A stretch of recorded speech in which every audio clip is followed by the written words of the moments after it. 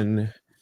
We're live. We're gonna have an intro here soon because we can't just go in dry, bro. We gotta warm up the audience and get them nice and relaxed before they see us. Do what's up, man? Happy early birthday! Can everyone in the chat wish Dr. Narco Longus here a happy early birthday? Because it's shit, we're looping. We're what? Fuck. Just turn off the stream. Hang on.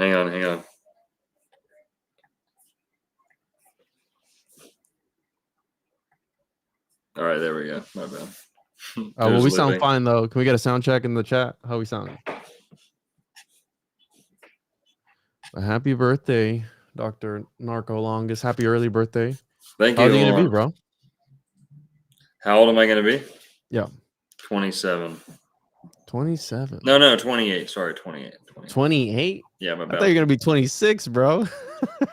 No. Hey, shout out to Donut in the chat right now. Shout out Donut.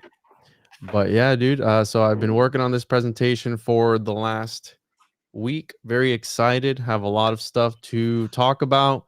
And I'm sure that while we're talking, there's going to be a lot of stuff that's going to come up as we're talking.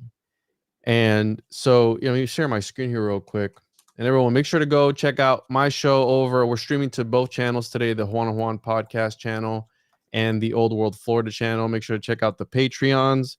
Is it patreon.com/oldworldflorida? Yeah.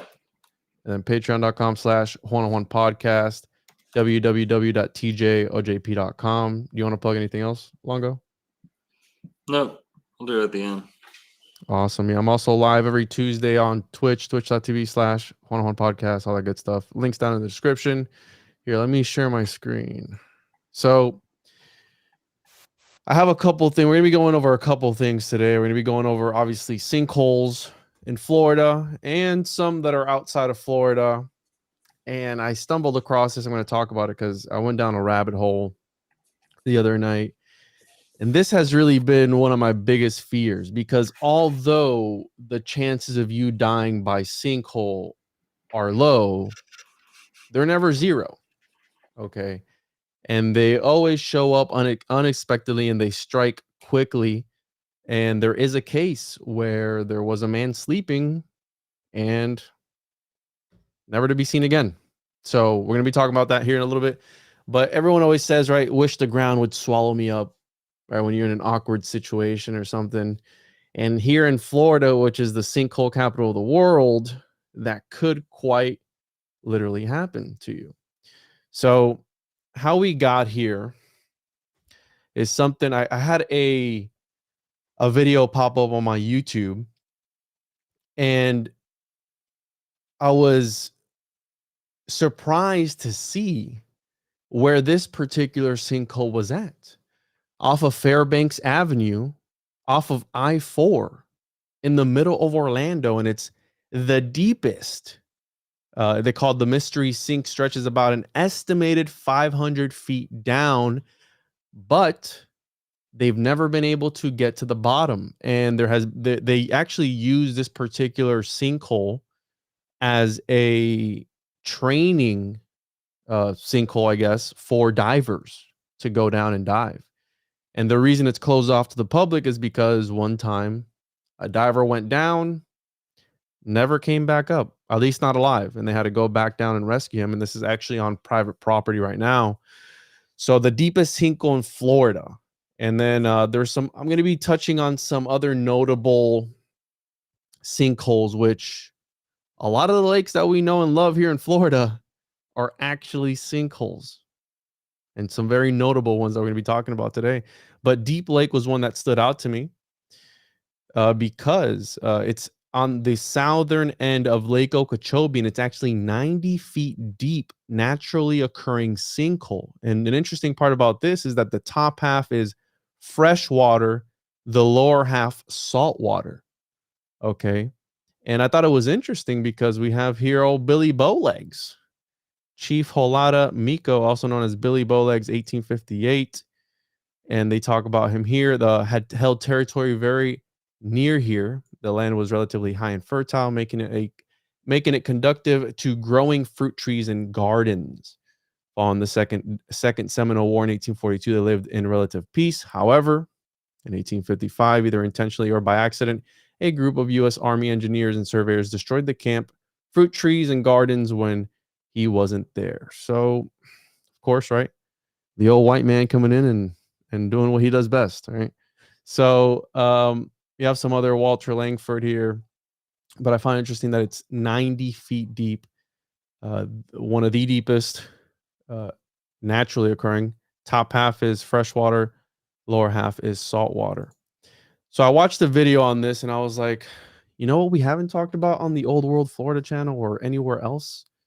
Sinkholes. So I figured that we start off with some of the history, what is a sinkhole, how they occur, and some of the more notable ones. So the mystery hole, which is known as Emerald, and the spiritual significance, of course. Yes, we have some there. mythology in there. Yeah, absolutely.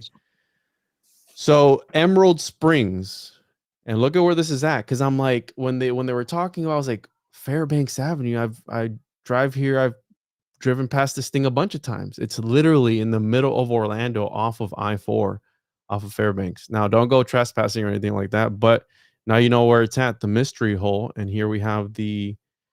Oh, I know where the mystery hole is at. No, it's not. Not your mom, dude. All right, let's keep it respectful, okay, dude? Are we getting a loot? I hear myself. You're probably you probably have it running in the background, dude.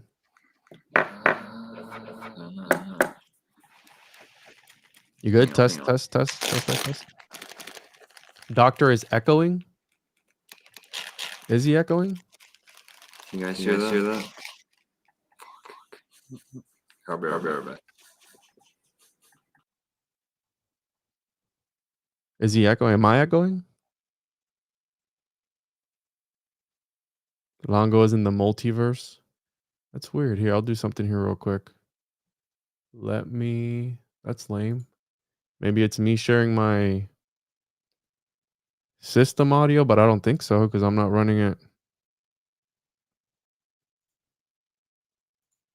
Let me turn off the audio. Share it again. Auditory sinkhole. That's right. Longo is echoing. Was it only Longo, but not me? Huh. Juan is clear. Doc is feedback looping. Longo. Come on. Dr. Ekango. Of course. He's technical homunculus. I'm going to Disney soon. What should I look out for? Like tunnels? Yeah, there's definitely tunnels under Disney, 100%. I'm going to be there tomorrow, so if you want to meet up, just let me know. Longo, talk again. Hello. Like we're all good. You good? Yeah. Should be all good. All right. So I turned off my system audio just in case it was that. So we won't be able to hear the audio on this. I'm not going to play it, though. I'm just going to read it here. According to Orange County Regional History Center, the hourglass-shaped hole is roughly 150 feet around and estimated 500 feet deep, perhaps even more. And that's far deeper than other notorious sinkholes like Deep Lake, which, again, is a sinkhole, or the 1981 Winter Park sinkhole, which we're going to be talking about. But you're not likely to hear about it. It is on private property, and in 1970, a 16-year-old boy went scuba diving in the lake with a local diving instructor who had leased the right to use the hole to teach about deep water diving. The pair were searching the lake for a lost safety vest, but Watts eventually realized that the teen was no longer with him. Watts reportedly spotted the teen's light below him, but it disappeared before he could find the teen. Watts blacked out, and by the time he came to, he was unable to find the boy, and the teen was presumed drowned. So a 16-year-old boy, see if I can make this bigger, died. And ever since then, it's been closed to the public, and that was in 1970. I thought it was more recent than that, but not. So here you go here. Scuba diving. A massive search. 3 days later, another diver, Bud Sims, was helping with the search, but he became tangled in the lines that were being used to find the boy's body, according to the sheriff's office. As a result, he panicked, losing his mouthpiece and swimming quickly toward the surface, deputies said. In a TV boat floating above the dive team, the crew heard and felt a thud before spotting a light that drifted down deeper into the lake. Investigators said that Sims had died before he even struck the boat. So this thing is just taking lives one right after another one, which is not good, right? So you should probably stay away from the holes if you see them. At the time, Watts, who had joined the dive team in the search, raced after Sims, though he suffered from the bends and was forced to stay below the water until first responders could get him to a recompressing chamber. Ultimately, neither the team nor Sims' bodies were ever recovered. And with 2 lives being claimed by the sinkhole, was closed to the public for good, with a large barbed fence being constructed around the area. So again, it's on private land, and it took 2 people that they never found their bodies. So again, I stumbled across a video about this, and I found it interesting because I'd never heard about this deep ass sinkhole that's in the middle of Orlando, and they've never been able to get to the bottom of it. So the most famous sinkhole, if people look up famous Florida sinkholes, they're probably going to see the 1981 Winter Park sinkhole. Now, it's funny because I had put together the part about the Winter Park sinkhole, and then in another article that I read, it was talking about Lake Rose, and I didn't know that they turned it into a lake after the fact. And the reason that the Winter Park sinkhole was so famous was 320 feet by 90 feet long, 90 feet deep. I'm sorry. So 320 feet wide, 90 feet deep. And the interesting part about this, and there's some conspiracies when it comes to the sinkhole. Damn, I can't play my audio. Here, I'm going to share just the tab so I can play the audio of this real quick. It's only a minute long.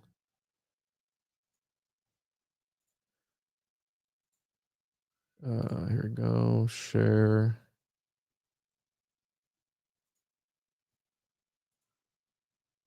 All right. Let me know if you can hear this, bro. Park City Manager's office, there's a photograph that looks more sci-fi than reality. Jeff Briggs remembers this day vividly.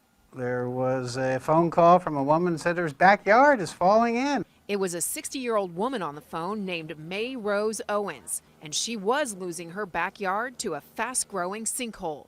May ended up losing her home entirely. Several businesses also gave up inventory and parts of their buildings, and the city of Winter Park lost a community landmark. Oof. Well, the biggest loss to the city was our community swimming pool. Ronnie Moore was in charge as the pool and everything around it was swallowed up by the 300. Dude, look how big that thing is, bro. Man, it took in large oak trees and was crushing them like. He's like, I seen bigger. In 1981, it totaled $4 million in damage. That would be about $10 million today. If the same scenario played out, it would be covered. But recovering losses from sinkholes can be tricky. You are covered if something dramatic happens. For instance, your house falls in a sinkhole. Lesser damages. Yo, we got the certain criteria. Jared, the subway guy on this. May Rose Owens' house was covered, but she also got some big help from the community. She got some help because her insurance policy covered her home, but not the land that was lost. Wow. And so the Civil Engineering Society got together and raised $50,000 to buy her a lot so she could rebuild her home. Interesting. So, well, some of our News 6 viewers. So that's the most famous sinkhole in Florida. It swallowed up part of a Porsche dealership as well. And we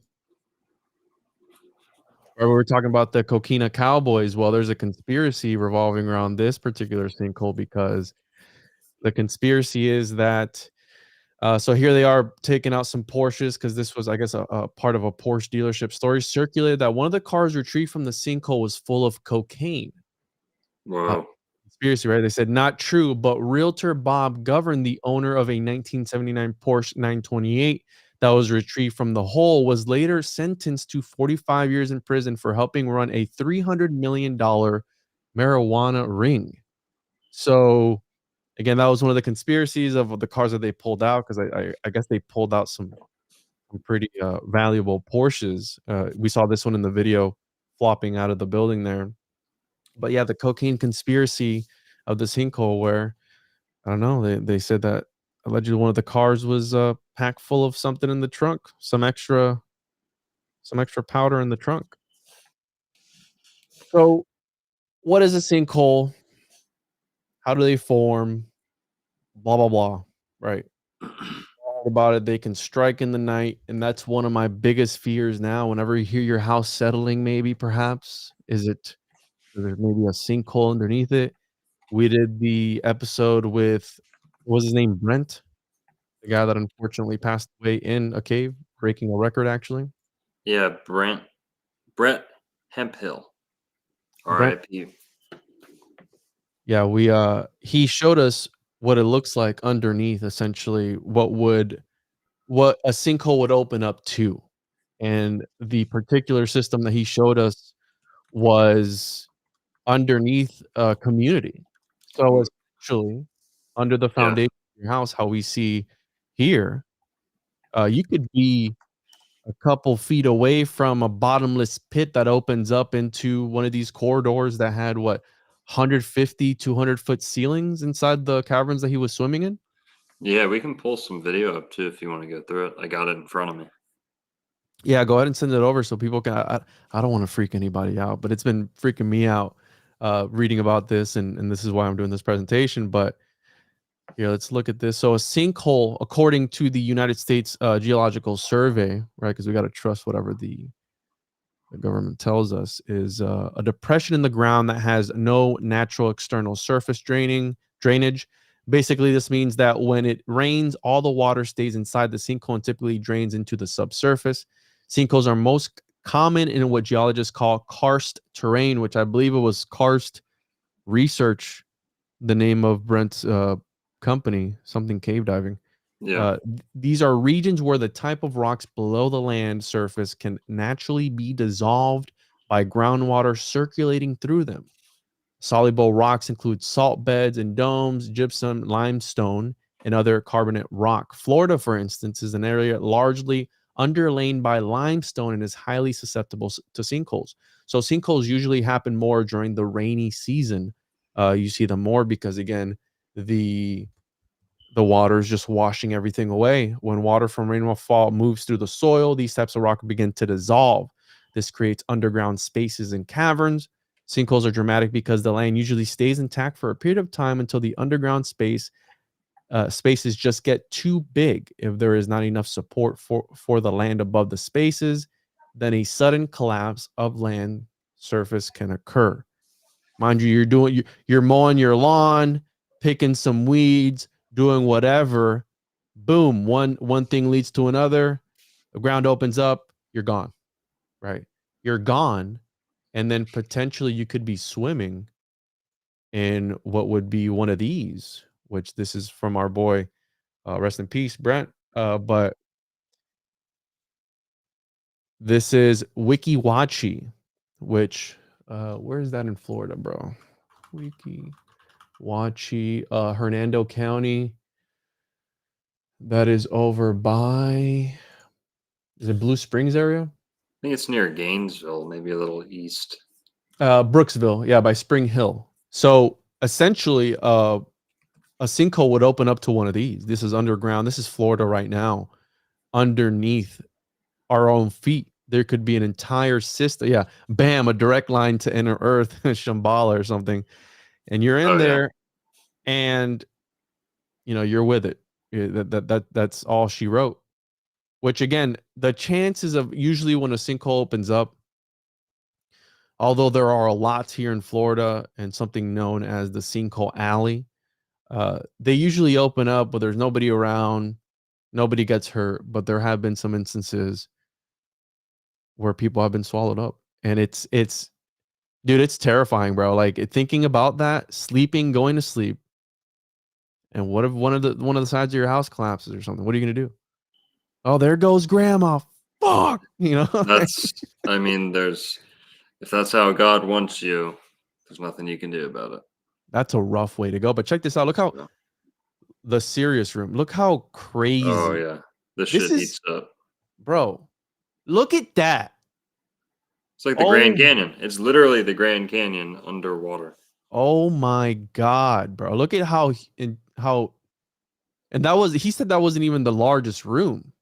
No. Wikiwachi, what was the name of the video here? Wikiwachi Minas Tirith. Is this what it is? Minas Tirith. Lord of the Rings reference. That's what they named it. Which I'm sure they have a map of it here. Yeah. So it's actually connected to a few springs. There isn't much info about Minas Tirith Springs in Florida, but here's some information about springs in Florida. Rainbow Springs, never mind. It's AI doing its thing. The bone, there's something called the Bone Room. Wonder what they did there. Yeah. All right, so yeah, Karst Underwater Research, KUR, is it was the company Brent was a part of, and they did map the whole thing. Oh, here we go. So what you're seeing here is part of this entire system here, where you see all these caverns and pathways. Is this Sheol? Yes, this is Sheol. Is it? Yep. You know what's crazy though is that Brett, RIP to Brett. This is no poor reflection on him whatsoever, but he did mention, because I saw someone in the comments said, this is where they filmed the space stuff. This is where they filmed the fake space. Well, it just so happens that when Brett was talking to us, he did say that, they test, he's diving, and yes, it is very close to what astronauts do. And they use some of the same training equipment, and facilities to train underwater astronauts and scuba divers. Not only that, he said that, Juan, correct me if I'm wrong, I believe he said his dad did work for NASA or in some capacity with or as an astronaut. Yeah, I think I recall something like that. I mean, this was an interview a while back, but yeah, I think I remember him saying something like that. You think that NASA would be in here doing, or finding an area similar to this to do testing, bro? How funny would it be if you went down, and if you went down, you're like, oh guys, I'm going this way, so catch up with you in a bit, and you go down this one little cave, and then you come into another Lord of the Rings sized room, and you just see a space shuttle, Right. just a space shuttle or a Tesla or an underwater Tesla floating around live streaming. Well, here's the thing, dude. So I think what ends up happening is, right, this goes back to the concept of wanting to emulate God and wanting to recreate what God. So, okay, let's say that they have their own facility and they're creating, right, this serious room. I mean, that's a reference to space right there. Maybe they recreate it in some sort of way, and they take their idea from, look at the dude, how insane is this right here? Look how wild that looks. And I'm sure the video doesn't even do it justice as far as how big it is. But the fact that this is under our feet right now, Yeah, it could be under you right now, and look other. at that. That almost looks like blocks or like a wall. Yeah, dude. Yeah, guys, for everyone wondering, like Juan said, this is literally anywhere you're standing in Florida, there's pretty much something like this deep down. Yes. Florida's like a big hunk of Swiss cheese Yes. that's Look at that. filled with fresh water, spring water, some salt water, some sulfur water. Yeah. Yeah, and these are the ones that they found, as far as. But how do you even begin to find something like that? I mean, like, I don't have claustrophobia, but I don't think I could do what they were doing, like, going into these tight spaces. Because he showed us a video what it looks like going in, and they have to take their entire suit off and squeeze themselves into these places. Yeah. So here, I'm sure we'll pull up. You have a couple other videos too, right? Yes, I have another video. Look at that! Look at that, dude! Oh my God! Yeah. Look at that! The ring around the room. Yeah. Whoa! Yeah. Yeah, back up a little bit more. It gives me anxiety just seeing this, dude.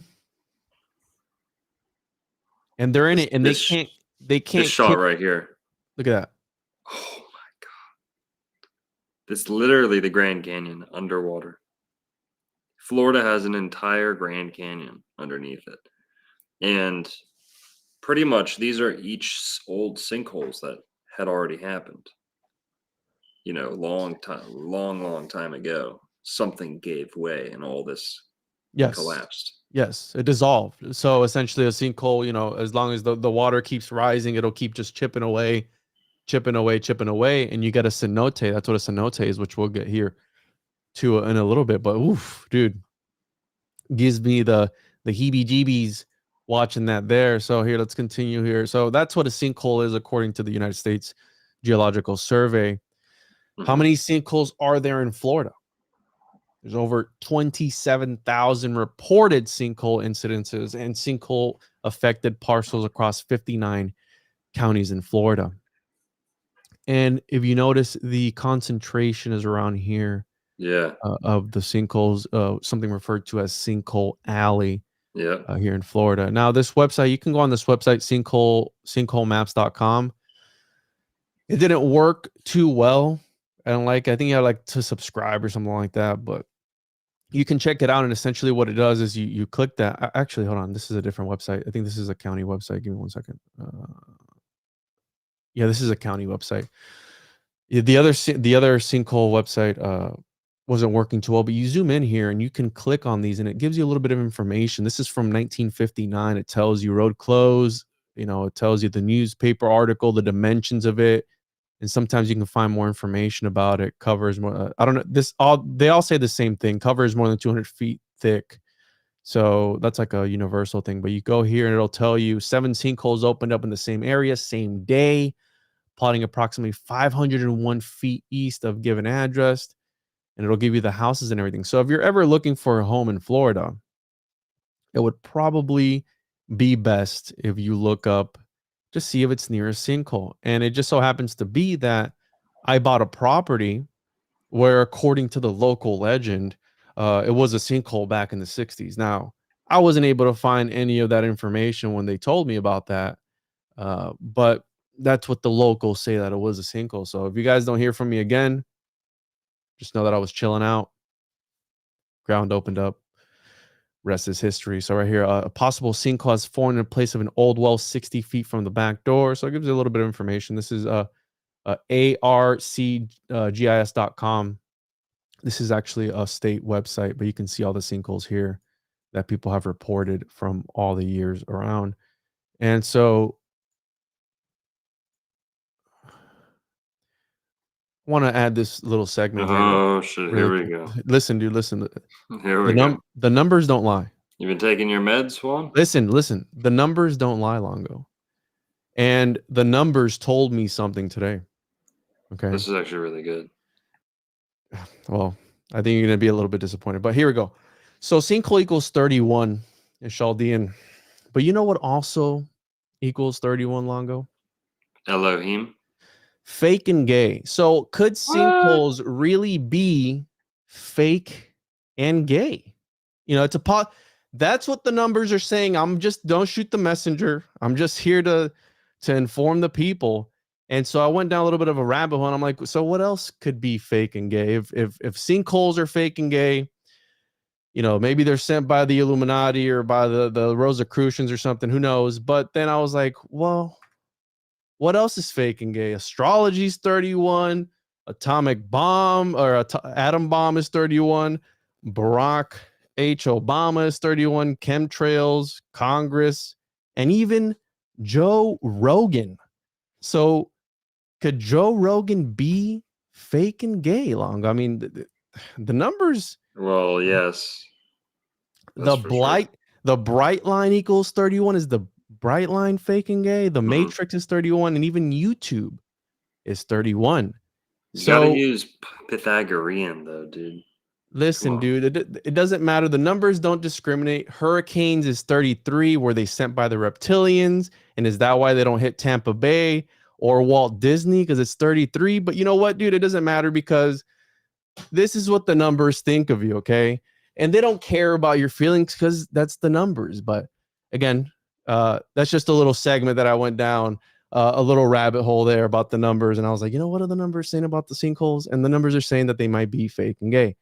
So here's where it gets interesting, and this is where I wanted to get your perspective on it, because I'm sure that you've talked about the Mayan connection when it comes to Florida. Now, it's going to get interesting here because the sacred cenote, sacred well, alternatively known as the well of sacrifice, is a water-filled sinkhole in limestone at the pre-Columbian Maya archaeological site of Chichen Itza in the northern Yucatan Peninsula. Okay. And according to both Maya and Spanish post-conquest sources, pre-Columbian Maya deposited valuables and human bodies in the cenote as a form of sacrifice to the rain god Sha'ak, right? And what does that remind you of? And this is why I texted you asking you where the War Mineral Springs was at, or which was the spring that they found one of the oldest preserved human brains in, which I didn't know, bro. But this spring is actually warm, right? Yeah, it's pretty hot.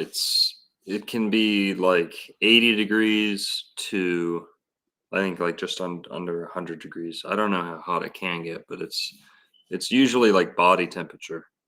So yeah, Sometimes I've been there when it's a little warm and a little bit colder than body temperature.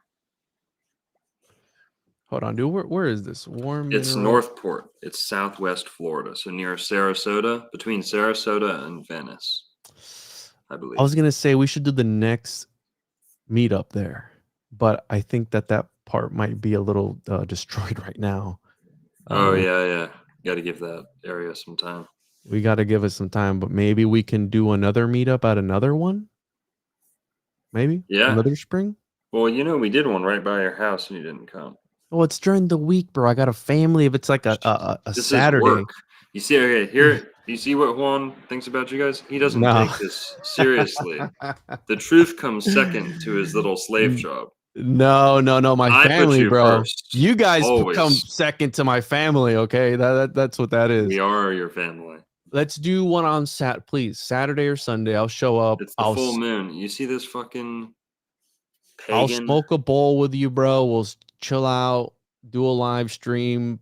We'll hang out. I mean, I'm probably gonna be useless after smoking that bowl. Well, here, listen, there's a cool spot in Miami or south of Miami. It's in Homestead. There's one in Miami the too. Redlands? That's pretty cool. Yeah, it's pretty much the Redlands, but it's either called the Jungle Lagoon or Hidden Lagoon or Blue Lagoon. It goes by a bunch of different names. Yeah, I know which one you're talking about. I've heard about it. Oh yeah, I bet you're the king of this place. Right here, dude. Oh, dude, for sure, 100%. Yeah, I bet you're the king of this place. You know why? I know the owners of this place, bro. You know why? Because by the end of the day, it's fucking 15% cerveza. It's fucking nothing but Spanish music blaring all day. Other than that, the place is great. Oh, so you've been? Oh yeah, this place is awesome. It's really. I'm only teasing too. I love the atmosphere there. I love the Mexicans. The Mexicans are awesome. So, Mexicans.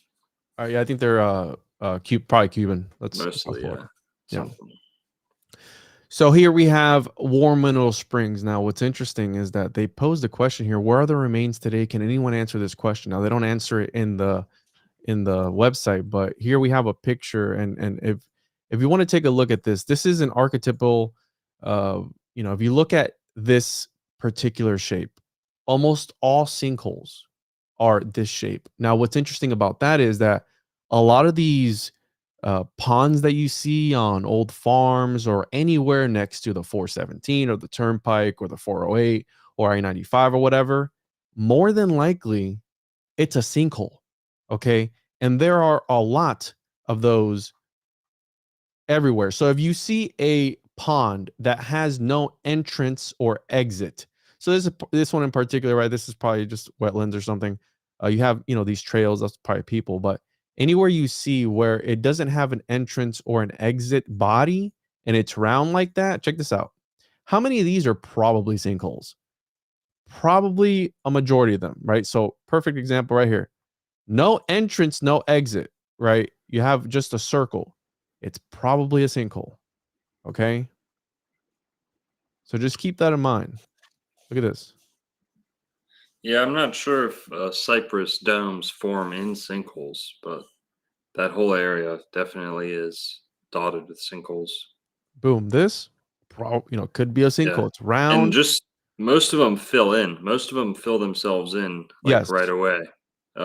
It's only like a big major one where you have it staying, deep the whole time, where it falls in so deep that it never fully fills up or dries up again.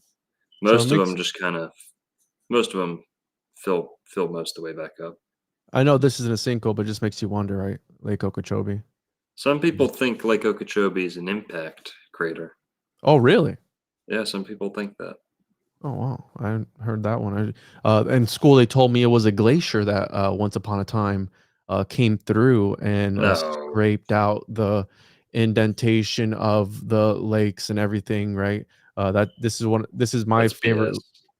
BS. So we have Lake East Toho Pelico. Here's one of the lakes that I fish. And we also have West Lake Toho, one of the natural lakes here. And we have Lake Kissimmee. This is the chain that I fish here, Lake Kissimmee. And these are all allegedly formed from these huge glaciers at one time that were here in Florida. Who knows, right? But here we have, right, this archetypal shape, this round shape. It's usually a sign that it is a sinkhole. Here we have the anatomy of warm mineral springs. And what's interesting about this one is that, right, so this is a little bit of a video inside of it. Wow, dude.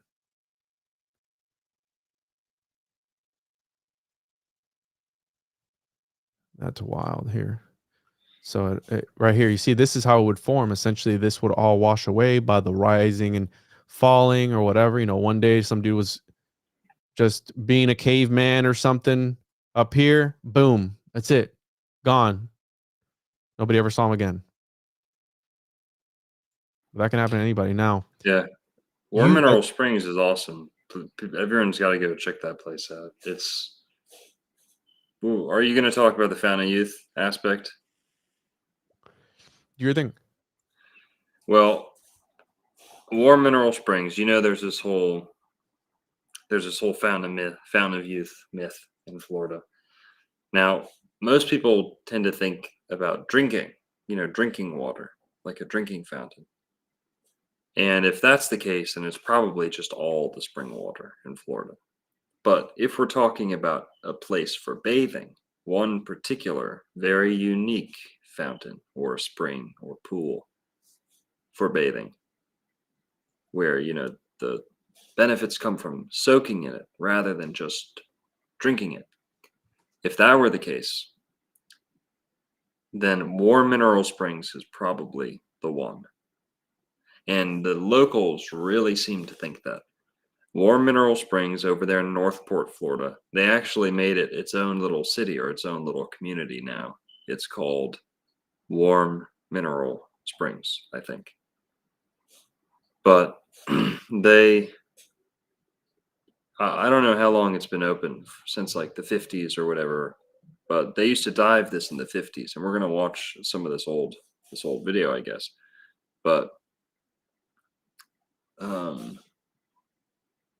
I'll find the day. So it's average of 85 degrees, and it's been open since here, let me see. Warm Mineral Springs, Northport. The site was operated as a spa from 1946 until 2000. The springs reopened for swimming only in 2014. So it goes back at least 1946, bro. So very early on, it started earning a reputation for its health benefits, and particularly with European people, right? When you grow up in Florida, the mystique is this is true for a lot of people. It was true for me, Sometimes when you grow up in Florida, you kind of forget about the mystique. It just doesn't seem that romantic, or the old legends don't really pop out, like they do to maybe a tourist, right? When a tourist comes through, it's like, oh, Fountain of Youth, this, Juan Ponce de Leon, that. So sometimes sometimes it's more appreciated by foreigners, and that's really the case with this one. War Mineral Springs has a cult following in Florida, and it's mainly Europeans. Russia, Ukraine, Poland, Wow. Eastern European countries, Baltic countries mainly. And I went there. I've been there. Both times I was there, we were the youngest people there, and we were the only people speaking English. And that's a fact, right? There might have been a few exceptions to that, but seriously, if you go there, you'll see it's all retirees from Eastern Europe, and they swear it's the Fountain of Youth. They fully think it's the Fountain of Youth. Once a day. In Florida, you see a lot of these old people have a health regimen, right? Once they get into it, that's like their life for like the last 30 years of their life. They just do anything to try and stay young. Well, the people here, these Eastern Europeans, they take it to a whole another level. They actually go there once a day. They have this unique, agreement with the city, where the city like runs this resort for them. It's crazy. And they go and spend, an hour a day there. An hour a day. And they swear it keeps them young. There's people who swear it cured their cancer. There's people who swear it does this and that. There are remarkable claims being made. Most of Wow. them just say it keeps them young. But you've got to think preservative qualities, right? Preservatives. Most people hear preservatives, they think of like McDonald's not decaying, right? Well, preservative effects, I guess you could say they work on the living and the dead. Because as Juan mentioned, and as we're going to talk about a little bit, there were brains. There's been human skulls that have been pulled up out of War Mineral Springs. And, all the water around Florida is kind of like this. All the bog water, swamp water, spring water. Almost all the water in Florida has a very preservative effect to it. And you'll find the Fountain of Youth, the place that people are saying is the Fountain of Youth, just so happens to be the same place where they pull out 10,000-year-old intact brains. So could that be an indicator that it has a preservative effect on the living, right? One would think so. And there's also, this is more the springs, less about the sinkholes, but they're pretty much one and the same. Mm-hmm. There's animals who live in the Florida Springs who live normally like 5 years. Everyone can go check this up. Go check this. There's animals that live in Florida Springs. 2 of them that I can think of right now. There's definitely more. And forgive me, okay? When we're on fucking Restream here, they can whatever this thing is set to, it can hear the chirp through the wall, okay? We switch our smoke detectors. We put batteries in our smoke detectors. Oh, so it's your neighbors. Okay? It's your neighbors. It is. This is our fine culture. Okay? We replace our smoke detectors. These animals upstairs and, next door, there's no one upstairs right now. That's actually the problem. There's no one up there. We have nothing to do with them. Their fucking thing chirps all day long. And when my headphones are off, you actually don't hear it at all. Because you're But used to it, bro. That's why. no. Restream, for some reason, can hear it. When I do StreamYard, not a single person ever says it. We'll do And stream, I bro. can't hear it either. We'll do StreamYard Whatever. next week. And Jesus. and by the way, start putting, if you guys want to hear about anything else, that we're Ceiling covering. bird. For those just tuning in, we're covering sinkholes, Florida's Underworld, and we're going through the history of sinkholes in Florida, what causes them, a little bit of the mythology and spiritual significance of it. So for those just coming in, welcome, and let us know what you want to hear about next week. We're going to try and do these weekly, every Thursday night, talk about some Florida stuff and whatever else comes up. Oh, I didn't say anything, dude. You were the one that brought it up, but the chat can hear it. I mean, Yeah. so I'm trying to mute up in between when you're talking, but it's fine, dude. The archaeological world initially dismissed his findings as a farce because, according to fossil records, it was believed the man that arrived in Florida no earlier than 7,000 years ago. For the last 40 years, several archaeological projects have been conducted in and around warm mineral springs, resulting in many outstanding discoveries. The most astonishing was the discovery of a 10,000-year-old human skull still containing brain matter. And this is similar to the Vero man, right? The Vero man was also, his skin was intact. Am I correct on that? Or was it his brain matter as well? Vera Man was just really, really old, and it was alongside animals that we know are older than 13,000 years old. So we knew, yeah, the main issue with the warm mineral springs, the Vera Man, all this stuff is when the Smithsonian was created, they put out a curriculum. They put out a game plan, right? A kind of almost like a law, right? They made the limits, the parameters, Yeah, that everyone could explore around in, and they said it was only 6,000 years, 7,000 at most, that humans had been in the Americas. That even though man had been in, Africa, and this is out of Africa BS, so don't grill me on it, but millions of years, humans had been evolving somewhere else, but we'd only been in the Americas for 6,000 years. Why the heck is that? Now, we know now that's not true. And even, increasingly this year, some people are saying, 20,000, 50,000 years humans have been in America. Who knows? But every year it gets pushed farther back and farther back.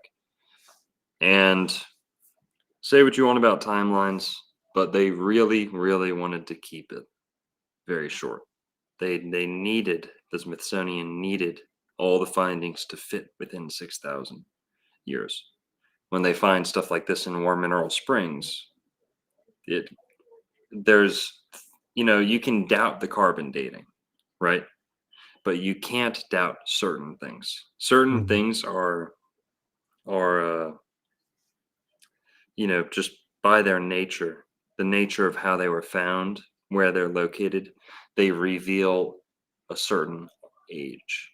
And for example, we'll watch one of these videos when Juan gets through everything he's got to talk about. If there's time, we'll watch this video of this dude finger blasting this brain out of a skull. Oh yeah, it's yeah, dude. literally what I just described, by the way. Awesome. But they found brains deep down in a skull, of course. They found a skull deep down in warm mineral springs that was off kind of to the side, that was almost in not a tunnel, but almost like a catwalk, or like a overhang, underneath an overhang, deep down, but it was off to the side, and it was almost like a burial chamber. And what's interesting is it was almost like pressed into a wall, or like a cavity in the wall. And then in front of this cavity, I never say it right, stalactite. Yeah, sounds right. Stalactite. Stalagnite. I always say it wrong. Stalactite. That there's a stalactite, a huge stalactite had formed in front of this like burial cavity, burial chamber. Now they're 100 feet underwater, if not more. And there's a stalactite. Stalactites are caused by dripping water, where Oh. not underneath, right? So that tells you that that stalactite formed, slow dripping down when it was a cave, pretty much. When it was an open sinkhole, when it was dry, maybe. And then the water must have came up.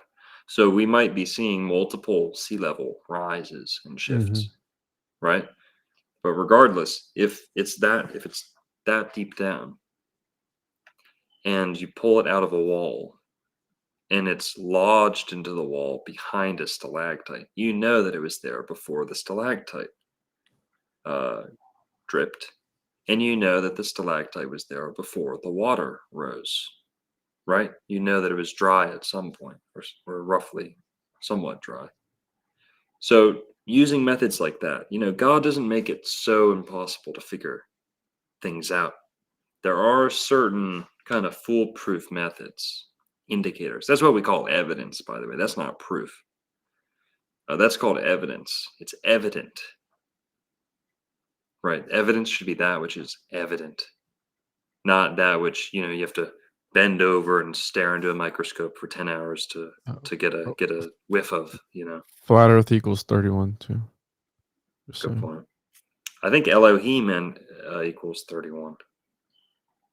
And what's his face? Michael Tellinger does a whole thing about 31 and the latitude or longitude 31. Oh yeah, that's right. I forgot about that one.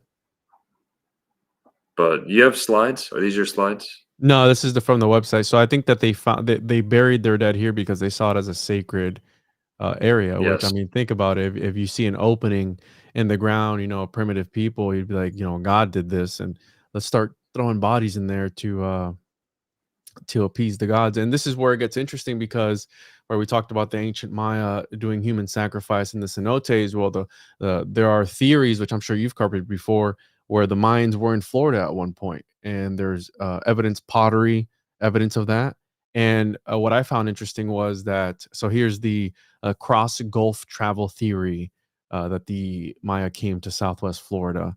We have the connections between all the tribes that are kind of sort of similar to mine. What are you laughing about? What's so funny? Nothing. Is you're chirping? Anyways, just your brain dead subscribers. What about them? Carbon dating is BS, is that? Whatever. No, just teasing. So objects found in the sacred cenote, we have various things. They use this sort of little crane to take the stuff out. This is going back to the cenote, not to the Warm Minnow Springs. And here's where it gets interesting. This is where I want to get your view on it. The hell sinkhole in Greek mythology, Zeus imprisoned the monster Typhon in this sinkhole after their battle. The sinkhole is located in the Taurus Mountains in Mersin province, Turkey. It is 128 meters deep, and visitors can view the scenery from a glass viewing terrace. And notice Senet and Senem, I guess is how you would say that, heaven and hell. Senet and Cenote are kind of sort of, right? I mean, we can stretch that out, right? This is the Old World Florida channel, right? Senet, Cenote. So I'm like, oh, did they get their words from? Again, this goes back to Greek mythology, which you talk about the influence of the Greeks in Florida, right? Greek, Creek, all that. And of course, here's a picture of it. These are the two. I believe this one is the, I forgot which is which, but anyways, these are the two here that allegedly Typhon, which is this huge serpent being entity, was imprisoned in one of these holes, right? Human sacrifice. Certain cenotes contain a large number of human remains, including both male and females and young children / infants. Evidence from Maya mythology suggests that many young victims, most age 6 to 12, were male, while the classical images of female Maya sacrifice being flung alive to drown in a cenote are pervasive. This particular researcher's writings on the subject suggest that Most sacrificial victims, juveniles, were either purchased or captured while their parents were working in the fields, warriors captured in battle, or elites captured during conflicts with neighboring clans. They were usually, though not always, killed prior to being thrown in the cenote, and in many cases, dozens of miles from the cenotes in which their bodies were eventually deposited. So again, this aspect of offering to this opening that could perhaps be seen as a sort of portal to the underworld or anything else. Think about it. I mean, it amazes us looking at these videos, modern day. Imagine back then you come up, or you settle before it opens up, and then the ground opens up. You go, I did something wrong. I got to appease the gods for whatever reason. Now, we're talking about death, sinkholes, and Jeffrey Bush in 2013 died when he was swallowed by a sinkhole in Seffner, Florida. March 2013, a sinkhole opened up beneath Bush's bedroom while he was asleep. His brother Jeremy was at home at the time and tried to save him, but was unable to. Bush's body was never recovered. So the sinkhole, they had closed it up, and the sinkhole opened up again in 2015. And then again in July 10th of 2023, it opened up again. So they keep filling it in. They destroy, they demolish the house around it. There's a fence around it, and it keeps coming back. And here's a picture of Jeffrey, and this is the sinkhole now, approximately 30 feet by 100 feet deep. And unfortunately, he was sleeping, and it opened up directly under his bedroom where his bed was. And he was never seen again. And if you listen to the video of the interview that they did with his brother, let me play this here real quick. They did an interview with his brother, and he talks about how he could hear him screaming for help to get him. Chrome tab. Here, let me know if you can hear this. Florida, of that cavernous sinkhole that swallowed a home and a young man in his bedroom. You're muted, bro. And ABC's Gio Benitez shows us. Good. He is there. I can't hear you, bro. Did we bug out again? Something happened, bro. You hear me now? Yeah, now I can hear you. Well, Jesus. Well, what I was trying to say before Mossad hit me with the audio scramble, Iron Dome, red button. Basically, that I wouldn't mind. It's not that funny now, but I wouldn't mind hearing her, the news anchor, scream my name while she's at the bottom of a sinkhole. Jesus Christ. Can you hear it? Okay. Yeah, I can hear it. You can hear me now. This is our first look at the massive sinkhole that swallowed So up this was his 37-year-old bedroom. Jeff Bush while sleeping in his bed. Look closer. Authorities tell ABC News the sinkhole, about 30 feet wide and 100 feet deep, could well extend underneath the two neighboring homes, both less than 40 feet away. There's no one allowed in those homes, and there will be a determination made if they're condemned in the coming weeks. Earlier today, crews used heavy machinery to recover some of Bush's personal items from the bedroom. Real quick. Careful. Yeah. What happened? Yo, let's throw Puzz. William Puzz needs to get thrown down a sinkhole too. Come on, dude. This guy? Yeah. I'm sure he's a nice guy, dude. I'm sure he's Puzz got to leave the laboratory for a day. No.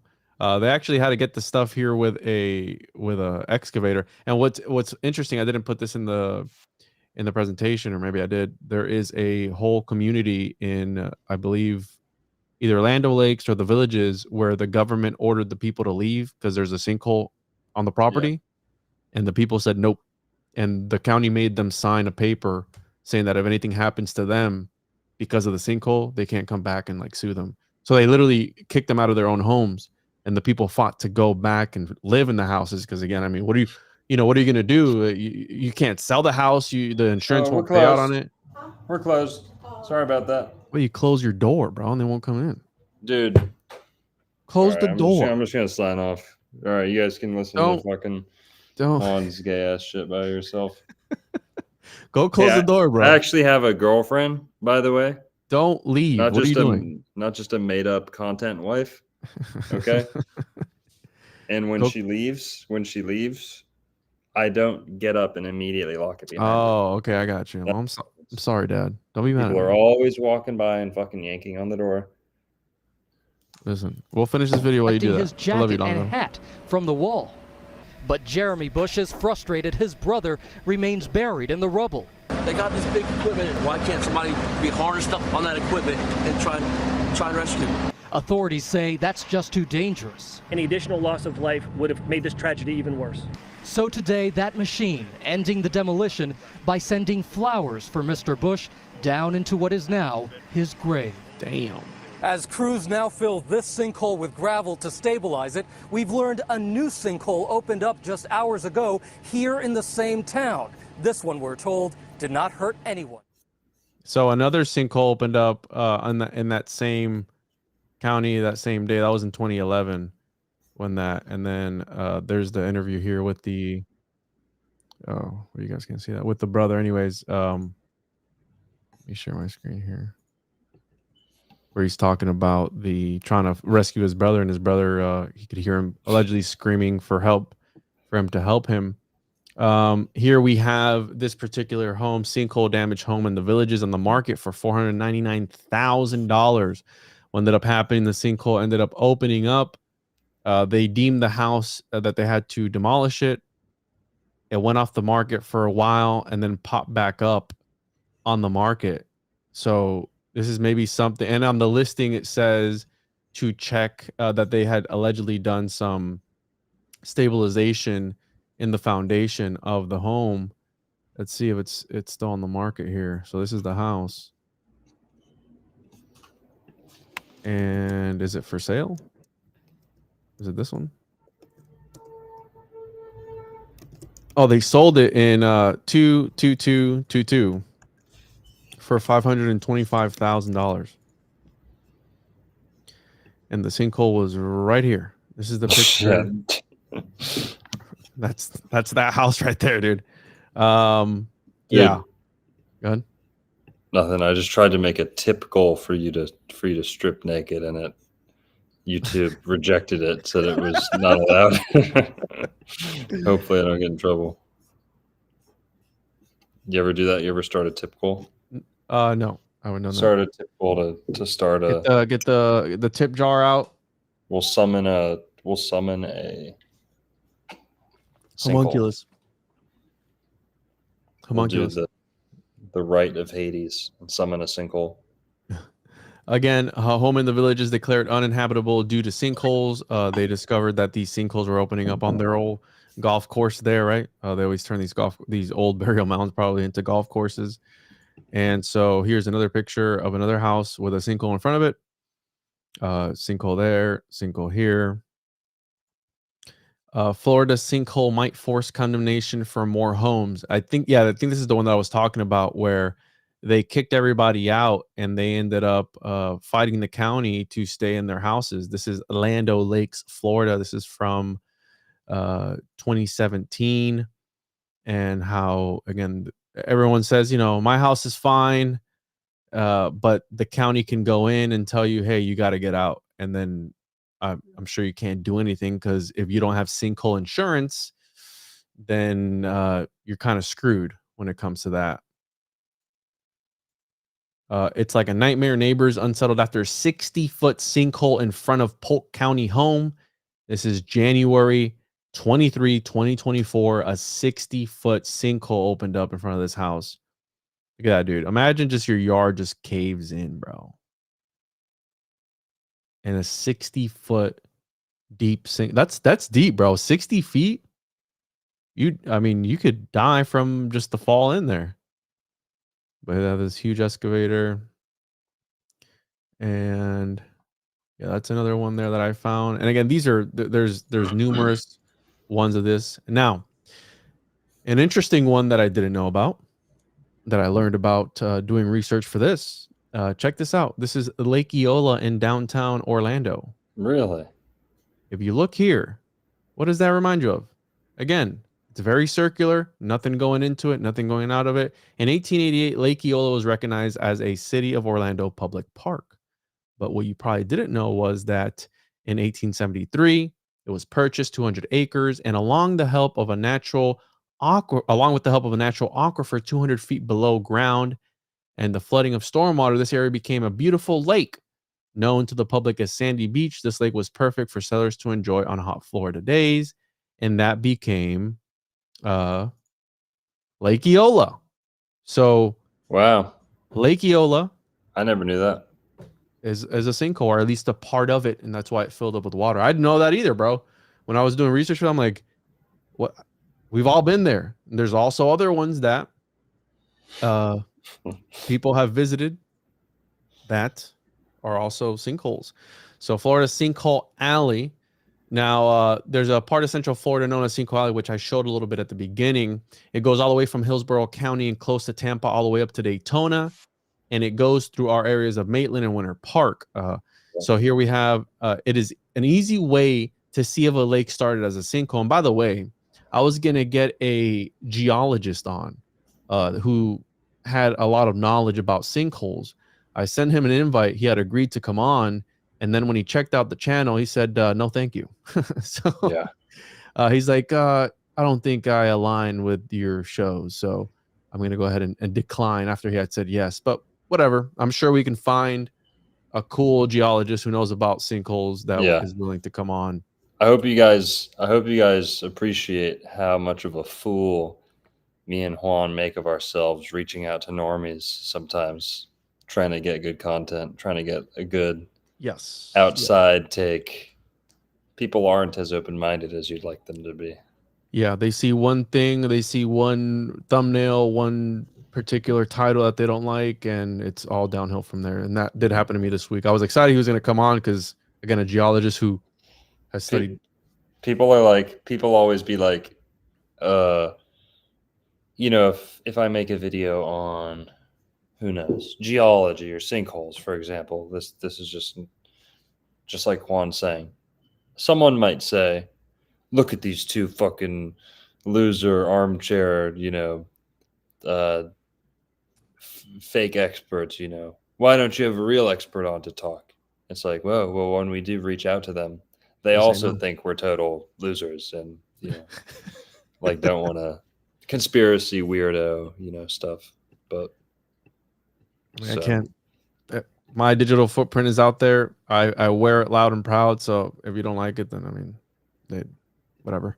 Chopra said that there's an easy way to see if a lake started as a sinkhole, and this is where if you fly over Central Florida, if you see those really round lakes, they're probably sinkholes, because a sinkhole is typically a funnel that fails the surface and falls in. So again, that round shape, which I have a property actually with a round pond on it, could be a sinkhole. While they're pretty from the sky, they can be concerning and dangerous in residential areas. So again, Sinkhole Alley, all the way from Hillsborough County and close to Tampa, all the way up to Daytona. So essentially a corridor from the top of the state all the way down the center of it, all the way over to Tampa, where the sinkholes are most common. And so here we have a picture of it. So again, this area here, Daytona's down here. Yeah, so pretty much. I don't know what how much of the Greek Juan's gonna get into, but this is pretty much the same area that John Saxer swears is Atlantis, capital seaport of Atlantis, the main epicenter of Atlantis. And he actually talks about the sinkholes and how the sinkholes are one of the big indicators for that. His whole thing kind of is the Greek pantheon, all the Greek gods. Do they have enough natural, forces in Greece to inspire all those gods? And in Greek myth, there's a lot of sinkhole myths. Greece, we talked about one. I think Juan brought one in Greece earlier. Maybe not. But in Greece, they don't get that many. Florida gets a shit ton. And this exact area right over here, Tarpon Springs, happens to be the most Greek city in all of the Americas. Tarpon Springs, Florida. Right there, right about where Sinkhole Alley starts. And the story of Persephone, right? Swallowed up by a sinkhole, I believe, down into Hades, and then had to kind of be negotiated back, Really? back to the surface. Yeah, look that up. I think it's Persephone. Yeah, John Saxer tells this whole story on one of my videos, the Saxer Stones or Saxer Saga. Yeah, I don't have much of the Greek. If you want to inform us on that, I had the Zeus connection there with the Underworld and the trapping of the serpent in one of the two things there. But I didn't know about her being abducted by her uncle Hades, the king of the Underworld. Yep. There's lakes in Greece that some people say is the remnant of the sinkhole, where Hades opened up a sinkhole to swallow, this beautiful woman down into hell, into the underworld, Hades. So yeah, I think it's the two that I showed earlier. No. Maybe. Yeah, in Turkey, heaven and hell. Yeah. Here, can we check one real quick? Can you go on Google Maps or something, Apple Maps, and look at the IBM Boca Raton? IBM Boca Raton. Yeah, I swear there's probably a sinkhole next to it. Let's see, IBM Boca Raton maps on Northwest Fifth Way. Mm-hmm. Let me pull it up here. Or is it Demeter? Whoa! Where'd it go? IBM, here we go. This one here. IBM, Florida. No, that's IBM Boca Raton. This is I looked up, so it's 6. No, that's not it. Fort Lauderdale. IBM Boca Raton. IBM near Boca Raton. Yes, Like IBM headquarters. Innovation Campus. Sorry, IBM is not there anymore. My bad. Innovation Campus. No, it's right there. It's already up on screen. Go out of the search bar. Go into the search results. No, whatever. Innovation Campus. Here, Boca Raton. Yeah. IBM's not there anymore. Oh, that's right here. Yep. Look at that fucking shit, dude.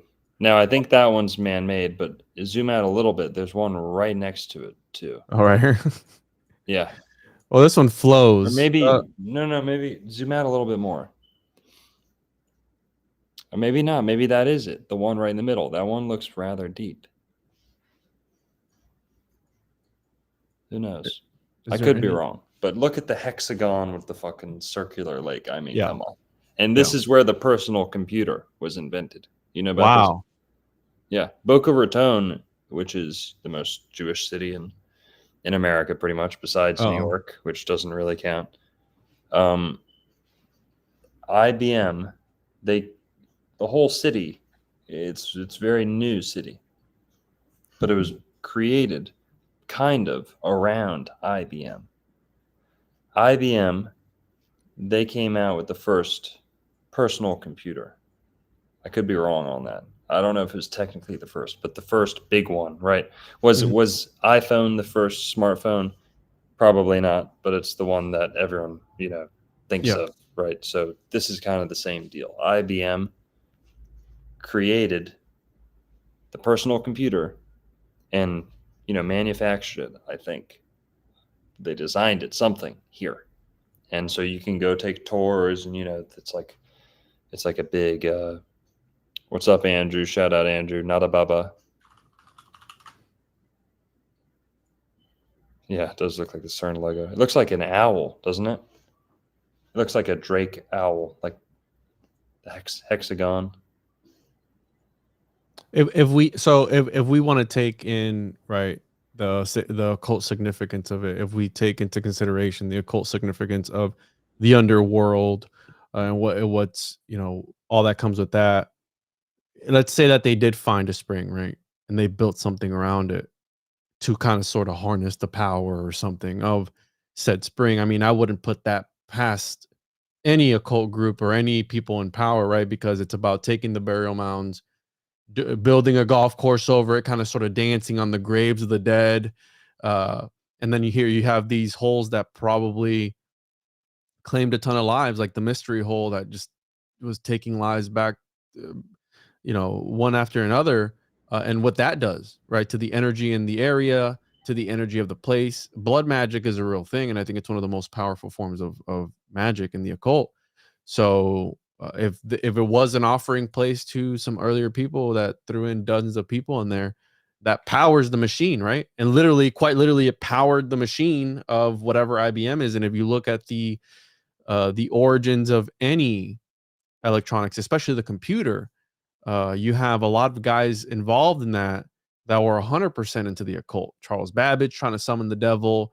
You had the Ada Lovelace, who was saying that she was the devil.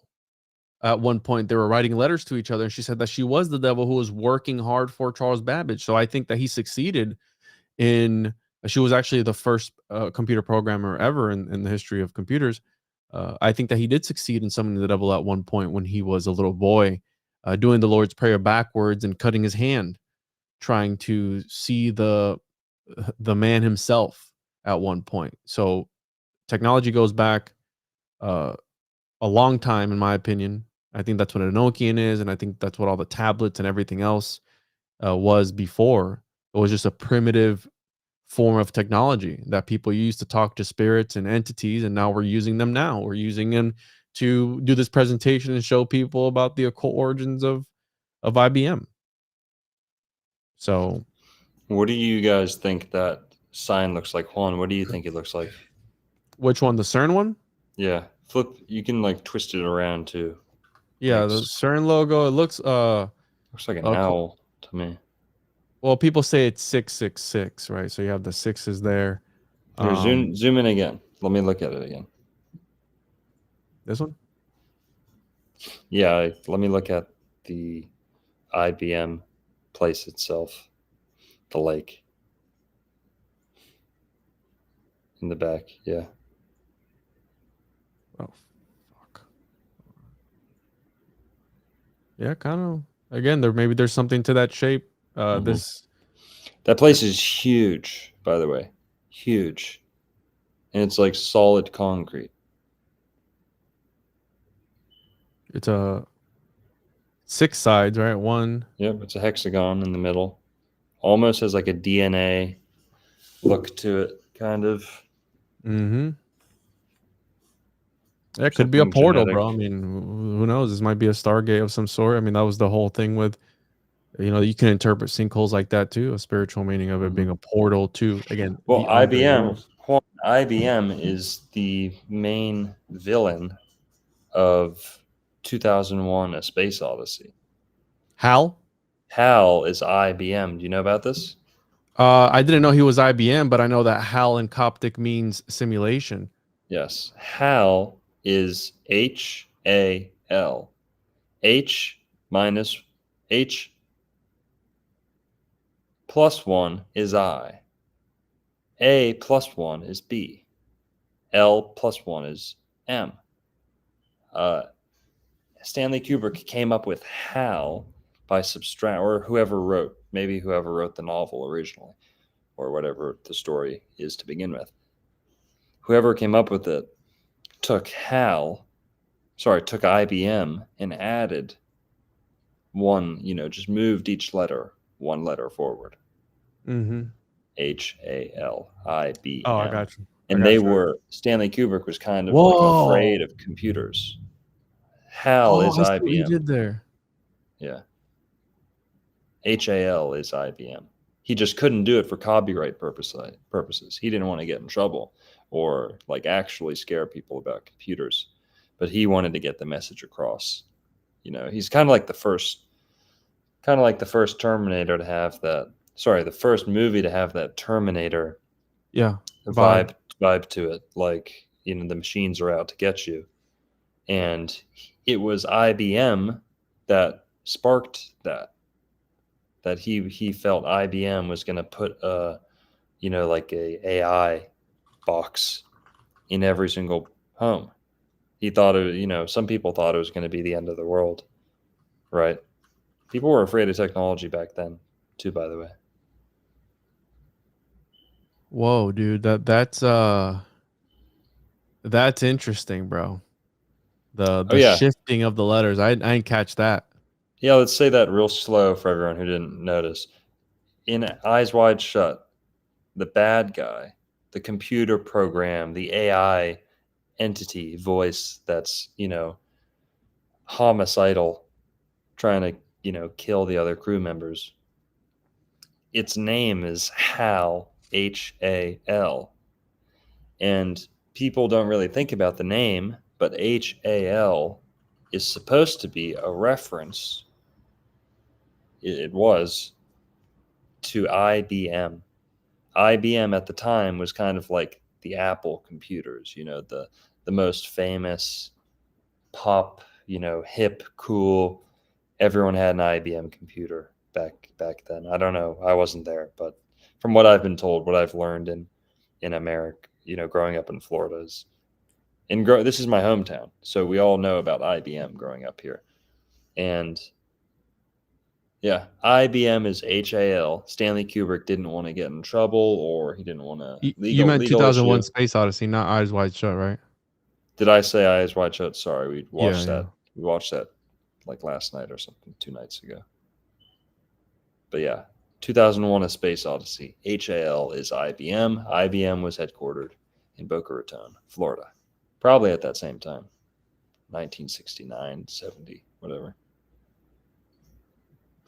That's an interesting connection, dude. Yeah, I know that the headquarters was here, but I mean, I wouldn't put it past them to use something sacred. Who knows, right? What was going on here? Why Miami was chosen as the place that it was. I think that the, you know, Flagler and all these guys, I think they were in the know when it comes to all this lore and everything that. Yeah. Well, comes Boca with it. Raton means mouth of the mouse. Mm-hmm. So, who knows? So we have here Persephone's goes, she's negotiated with, and now yes, I didn't know about the Saxer connection and that he uses the sinkholes as evidence of this being Atlantis. Because I mean, think about it. If there is an entire underworld underneath us, you know, this civilization that maybe perhaps existed underground for whatever reason, and it got flooded, right? Because it filled with water. And then you have to go on the outside and live on the outer side of it. And sometimes when the water gets low enough, it opens up and swallows you whole sometimes. Chorba, Yep. there's two types of sinkholes. One that forms under sand, usually produce depressions before the limestone underneath gives way. But when the ground has a layer of clay under it, like the one in Sefner that suddenly collapsed and killed a man in his sleep, that's the type of one. There are little to no warning signs. Chorpa said that that's because the clay acts as a barrier. Everything falls apart below. Then once everything is gone, the clay barrier falls and everything on top comes tumbling down. So if you want to make sure that the land you are living on is safe, Chorpa said, you can talk to Central Florida experts or get a geotechnical firm to come out and bore into the ground. As for us, he didn't want to come on the show to talk to us if we were safe or not, but it is what it is. America's Sinkhole Island, where roads cave in, homes are swallowed whole, and people vanish into the void beneath. So now, you know, tonight when you're sleeping and you put your head on that pillow, just think about it for 1 second. You know, your house is settling. It might be because I don't know. Anyways, so Disney has a dark little secret that I know about, and I've been here, right? And I'm going tomorrow. I'm not going to Epcot tomorrow, but I'm going to be in Disney tomorrow. And it turns out that a giant sinkhole almost destroyed Epcot. Okay, once upon a time, according to Disney legend Marty Sklar, one of the key Imagineers behind Epcot, the gigantic sinkhole was discovered near the Odyssey restaurant. The sinkhole was so big that it halted construction plans for a whole section of the park. Sklar revealed that this during the park's 30th anniversary Q&A. Who the hell told this guy to say that? Like, how do you say that? You're not supposed to say that. Right? He said that the workers basically tried every trick in the book to fix the problem, like hammering giant pylons into the ground, hoping to stabilize it, but no luck. It was like the ground kept eating them up like some kind of earth-hungry monster. Maybe perhaps Typhon was down in the depths of this area here in the Epcot. So it turns out what they ended up doing was they ended up just covering it up with some steel plates. Now, he specifically says that next time you're here, make sure not to drop anything in this area because it's essentially, we don't have the dimensions of it, but it's essentially a sinkhole. Okay, that opened up and now it is covered up by some large plates. Let me see if I can find that part here, because I thought it was a conspiracy because I seen a TikTok about this a while ago, and I thought it was just a conspiracy. But when I looked into it, it was actually real, I guess. So yeah, I'm sure Disney probably didn't want that to get out. That's crazy. They probably kept that on the DL, bro. Like, hey, nobody say anything about this. Just cover it up with a plate. I had no idea about this, but have you ever heard? I've had probably 10 people send me this weird little. It's like an interview on a big popular conspiracy theory, like new age conspiracy theory podcast. It's like this older guy. And I forget who's calling in. It's almost like coast to coast radio where like almost anyone can fucking call in and like say the weirdest thing. And this guy was claiming that this is right up your alley. There was this guy claiming that Disney bought that area for the underwater karsts and all this shit. I've never heard of this guy. I've never seen him since or anything about ever. He said that there's like an underwater entity and a Stargate underneath Disney in the water, and that Disney wants the water because, and he was pretty much saying Fountain of Youth, Stargate, underwater, like demon portal underneath Disney. Someone will know exactly what I'm talking about and send it to us. I never heard about that, dude. I mean, dude, it's crazy. It's I'll be honest, I never really follow up on it because it's pretty much like very woo-woo and there's not anything really to back it up. He's like saying it's like psychic information. I believe. All right, so this is Mission Space. This is Test Track, if I'm not mistaken. This right here, which they're refurbishing right now, and then the area would be right here. So, I'm sure people have crossed through. I've crossed through here a bunch of times and through here. So it's this area here. Next time you're in Disney, I mean, check out the layout of this place, dude. And I'm sure that they didn't buy this land just because, right? They bought this land for a certain reason, in my opinion. I believe it's on the 28th or 29th parallel. If you look at that, his brother was allegedly a Mason. We saw Walt Disney equals 33. And also the fact that I believe 28th or 29th degree of Templarism is the sun degree, which, right, the sunshine state connection there.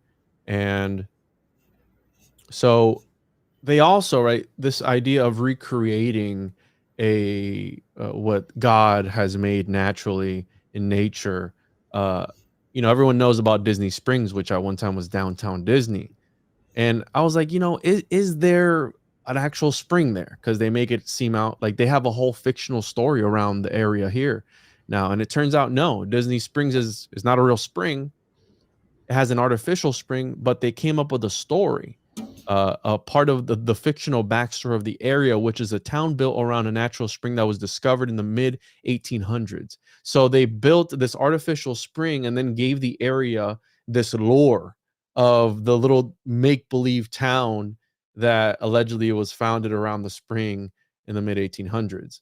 Again, you know, you're walking into a story of some sort, right? You're walking into essentially an alternate reality of theirs that they created artificially, but it's all based around this concept of a spring, right? Which, if we look at the occult connections of the springs, technically, it should be like Hellhole Springs in Orlando, because the springs is a portal to another realm, another dimension, and go ahead. Well, it's hard to say if the springs typically have a good interpretation, but with the sinkhole, of course, it's dangerous, especially if it's like more stagnant. That's like a total like bad energy. If it's not a flowing kind of thing. That's why Warm Mineral Springs is so unique too. Is Warm Mineral Springs is a big, huge sinkhole, but it oozes out at just the right speed where it has like a little lazy river that comes out of it. And there's a couple other springs that are like that. They have a little lazy river that comes out of the sinkhole, and it just makes it more fresh, So I have an interesting connection to what you said, and for those just tuning in, we're talking about Florida sinkholes, the history, some mythology, remains found in some springs here in Florida. And we're just going down the rabbit hole of sinkholes, and to kind of link it to, right, we're talking about technology, we're talking about IBM, we're talking about portals to other dimensions. There was this one interesting thing that I found a while back, and I remember being on the ferry that takes you from the parking lot to Magic Kingdom, and there was an island, and I was wondering what was on that island. And if you check out the island, it's actually based off of a Discovery Island. It's based off of a game. Now, what's interesting is that in 2020, I believe, during the whole pandemic and everything, there was a guy who snuck onto the island, and this was supposed to be right here on April 30th, 2020. A man was arrested for camping on Discovery Island. He was removed from the island and banned from Walt Disney property. He called the island a tropical paradise and said he did not know the area was off limits to the public. Now, the island is based off of a video game, which is about teleporting to other dimensions. Discovery Island video game. Yeah, dude, it's really crazy. And what they were going to end up doing was, is it this right here? So abandoned Discovery as an indie point and click horror. Is it this one? They were going to turn it into a replica of the game. Let me find it here. This is not it. Abandoned Disney Island. It's based off of a game. I talked about it a while back on an episode that I did, and it's based off of this computer game that they actually just redid. So let me see if I can find it here. All right. The island opened as Treasure Island on April 8th, 1974, a place to observe wildlife, and was later renamed Discovery Island when it was recognized as a zoological park. The admission cost $10, and filming location climax of the Treasure Macumbe, which is a double feature. And there is let me see if I can find the damn video game that it's based off of. Is it Treasure Island? Is it that Treasure Island video game? No, damn it. Here, I have to find it. Let me look for it, but it kind of ties into what you were saying. Whatever. Well, here, something. Had you thought about bringing up the old ancient Florida mortuary cults? No. Search Florida water mortuary cult. Florida water mortuary cult. Cult? Is that how you spell mortuary? Are we going to see anything that we're not supposed to see? No, that's good. Scroll down. Windover Pond is, yeah, Fort Center. This one? Yeah. This is one of the craziest quotes I've ever seen in a Wikipedia article. Go down, or just search in here, cult. Find cult. And the cultural. Hit space. Hit space. Yeah. No, they took it None? off. They knew that we were gonna talk about it. No. Go back. You just go back. It keyworded this article before you clicked on it. The See water that? mortuary. Yeah. Yeah. Bro, if it's not here, we're logging off. Water. Oh my god. Oh, right here, right here. Okay. This one. A water mortuary cult may have been widespread in southern Florida from Paleo-Indian times. What the hell does that mean? And why do they act like there's a lot of those? You know, like, oh, there might have been one of these here. So here, let's read the source that they got here for us right here. And indicate the inland people control the networks along which such goods were traded. William H. Sears says that while Fort Center near Lake Okeechobee on Fish Eating Creek was part of the Calusa Empire, I see no reason to believe that the Calusa ever came inland to Fort Center. Oh, hold on. Next. Fort Center. Well, yeah, they find all these cult items, like model birds that would go at the top of the temples. If you go to Wikipedia somewhere, they have, or Richard Thornton, I think, does like illustrations of it. But they're pretty much like a cult, right? Or like a whole religion that a whole tribe or nation would be following. And it really centered on the burials and or maybe sacrifices. You know, we don't know much about human sacrifice in Florida, but we know that it happened at least in some instances. But the whole burial culture was very important to them. They would bury their people in shallow ponds, sometimes sinkholes, right? Depends on the people, depends on the mood, I guess, maybe. But they would bury them in sinkholes, shallow ponds, in mud, or, you know, like shallow muck and all that stuff. And this is where you get the mortuary cult thing, is that they swore, you know, this was like a form of worship, was to lay dead people into still bodies of water.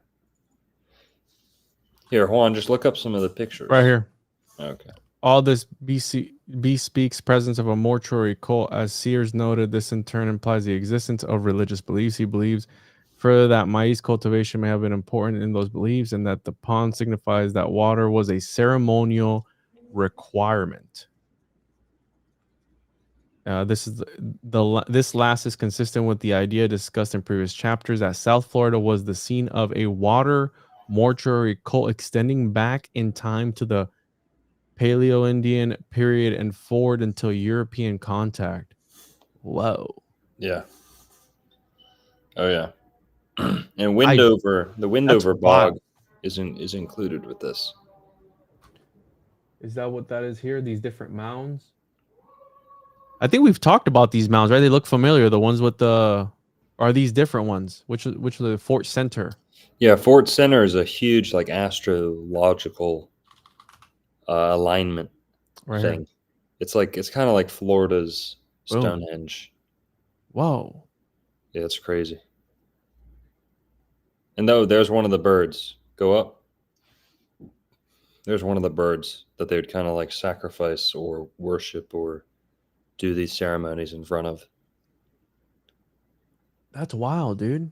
Go look up Richard Thornton, Fort Center. Thornton, yeah. Fort Center. Just go on images. Go to images. Yeah, the top left, all those. Just look at this shit. This is what they believe it looked like.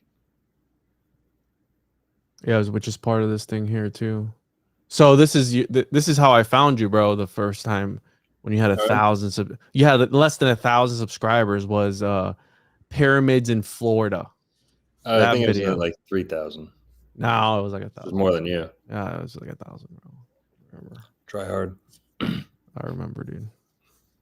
Yeah, the pyramids in Florida. So that was that's not here in Florida, is it? I don't think that one is. No. Ocmulgee, I think that's Georgia. Because they call them, right? They call them mounds in the States. There are no pyramids in the States.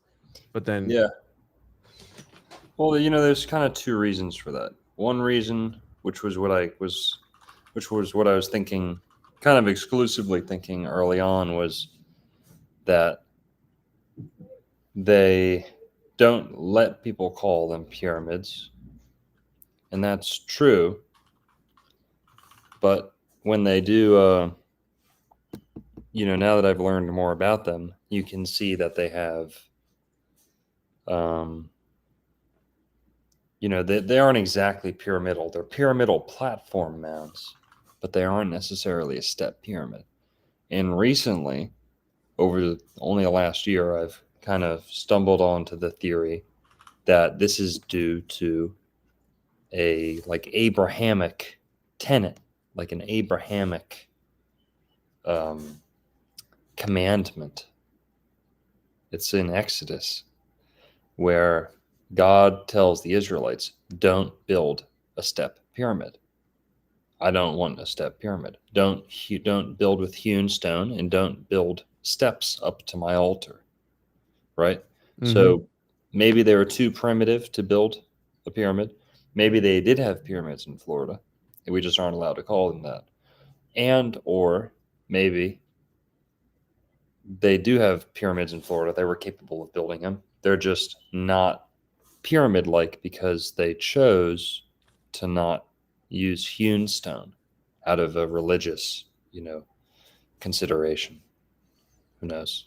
So I ended up finding that game that they were going to turn this island into, right? So since it's closing, the island has sat largely abandoned with no signs of development. Disney considered teaming up with Cyan Worlds to turn the island into a replica of the titular island from the video game Myst. And this is the game I was talking about. So they were going to turn that island into this thing, which essentially you solve puzzles and go into different dimensions and portals and stuff like that.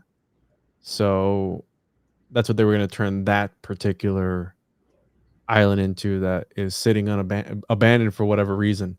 Yeah. So that's crazy. Kind of links into what you were saying with the portal activity in the area.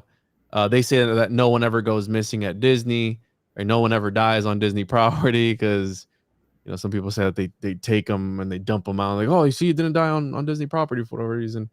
They talk about a Brave New World. I don't know if you've ever seen the conspiracy with that, and that being a sort of portal to another dimension. There's been various researchers have talked about that, very well-known researchers. But yeah, they were going to have their own island where you solve puzzles and go into other realms. Check that out. Macintosh was one of the first video games developed. So here, let me finish my presentation. I just have a few other different well-known sinkholes or springs. Cherokee Sink is a natural geologic formation called the Sinkhole Lake. It was formed with a slow erosion, and this is 77 feet deep.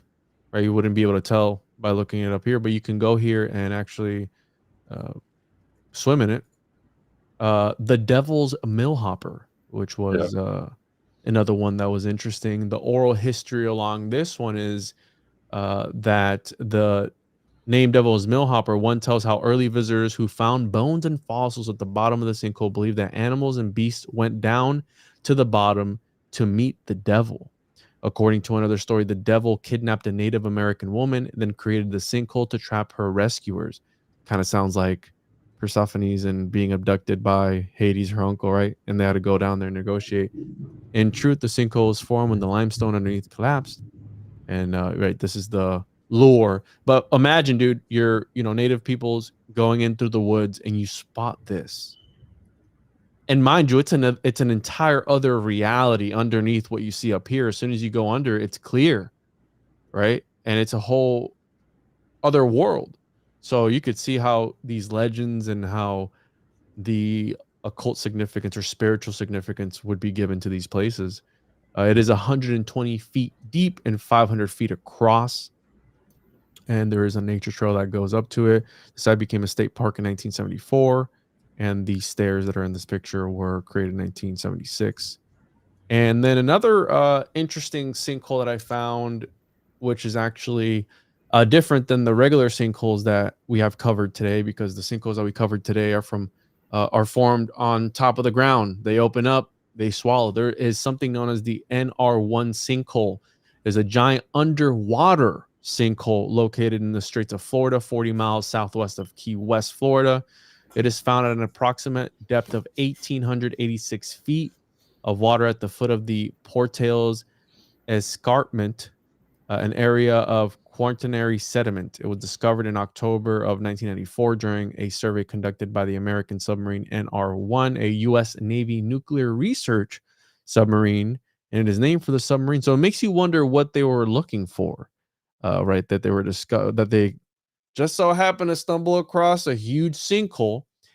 It was the first identified via side scan sonar. And the interesting part about this one is that the discovery of the NR1 sinkhole prompted scientific interest, as sinkholes are generally believed to form only in environments which are subaerial or exposed to the air, so on the top of the ground. In contrast, the NR1 sinkhole is believed to be too deep underwater for the area to have been exposed to the air during formation of the Neogene. It was the first documented evidence suggesting that it is possible for karst sinkholes to form entirely underwater. So think about it. If they can form underwater, what's the Gulf of Mexico? Is that a giant sinkhole? Why is that the original portal to the underworld? Like, what is that? It looks like a huge. That's the last slide. But if you look at the Gulf of Mexico, yeah, it looks you want to get your mind blown? Do it. Look up Great Hole of Andros. We're gonna see stuff that we're not supposed to be seeing. No, dude, chill. Great Hole of Andros. Yeah, Bahamas. I forget what they call it. Black hole, maybe. Black hole. The black hole, large isolated column of South Andros that's 47 meters deep that was formed by chemical erosion. That one? Yeah, that one. Check it out. The black show the hole. peeps. Hold on, and then we got to look up Sheol. Just read like the first couple paragraphs on the Wikipedia for Sheol. Make sure I don't see anybody else's hole that I'm not supposed to be seeing here on my screen for the YouTube. Just making sure, bro. Just gotta make sure that there's no holes. Which one is it? Is it this one here? Wow. Yeah. Yeah. Look at the reef around it, dude. It's like too perfect. It's got that reefer, bro. So I believe I read this too. So Andros has the highest concentration of blue holes in the world with over 200 of them. Yeah. Whoa. Right off the coast of Florida. There you go. Boom. Which, again, Bimini Road is off the coast of the Bahamas, right? Yeah. I mean, near Florida too. So, and remember you said that one of them had like a layer of like 2 layers of water, like water, like fresh on top and salt on the bottom, or vice versa. Yes. They all have this too. Most of these blue holes in the Bahamas, they're underwater, but then under the water, deep down, there's like a lake underneath at the bottom of the sinkhole of denser water. Whoa. Oh, have you ever seen these videos, bro? Yes. Yeah, that gives me anxiety, bro. Yeah. Blue hole diving. So this is essentially, like a cenote type of thing, but check this out. Look at that. That's wild, bro. Oof. You want to watch a little bit of, you want to finish off with, we can skip around and watch some of this video I sent you in the private chat. The first one. And look up Sheol. Read Sheol for the people. Sheol. All right, Shield. let me look that up. This kind of looks like an owl, and I think that this is the one that's 666 feet deep that I did a video on, because the guy who died doing the submarine at the bottom with the Titanic, his partner wants to study the blue hole. So the Titan co-founder, blue hole submarine, the Guillermo Sonle left Ocean Gate in 2013 and found another company dealing with underwater exploration called Blue Marble. The upcoming expedition the company is a trip down the 663. If you do meters, you can stretch it to 666 feet of unexplored sinkhole in the Bahamas, known as Dean's Blue Hole. So they're searching somebody else's hole in this one here, 600 feet deep. But the partner of the dude who died on the Ocean Gate Titanic. You said Sheol? Yep, it's like the Hebrew underworld. It's unique for being like an aquatic, almost like karst geology type of. That's kind of how they envision, how they describe hell, Sheol, the underworld. Sinkhole. Abode of the dead in the Hebrew Bible, the Christian Old Testament. The term can be interpreted to mean either the literal place in which dead people are placed in the ground, or the ancient world's concept of the afterlife as a subterranean land of gloom and deep darkness. I mean, if this ain't if Dean's hole ain't dark enough for you, then I don't know what is, right? I mean, it's really fascinating, dude. Dean is like the biggest casting couch name ever. Is it really? Check this out. Like, hey, did you guys see my headshots? And it's like, my name's Dean. It's like a butt plug right there in Dean's hole. All right, never mind. Sorry, guys. Juan is. You give him an inch, he takes a fucking mile. That's right. Love it. What else? The video that you sent me, right? Discoveries underwater, Warm Mineral Springs, Florida. Let me share my sound here. And let us know what you guys want to hear next week when we get together. As far as a presentation I can put together, anything in particular. They'll be happy with whatever we give them. Yeah, you're right, dude. Fucking peasants. Fuck them, dude. Fucking. All right, here we go. All right, let me know if you can hear this. The sunshine and bathe in the hot mineralized waters since the arrival of the Spanish conquistadors. And they still come. Mainly retired Middle Europeans. Can you hear that, Narco? Yeah, it sounds good. By the way, I want to give credit to Sense Offense. Yeah, 6 subscribers. So this is a video on his channel from a BBC TV documentary. So, Believing, as others have before, in the rejuvenating power of the springs.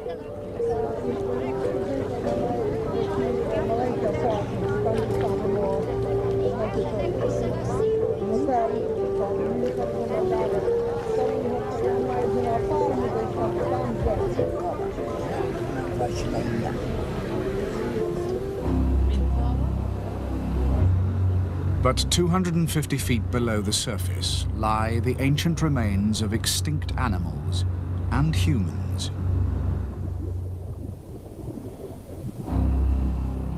In these deep, dark waters, there have been made some of the most sensational discoveries from the prehistoric world.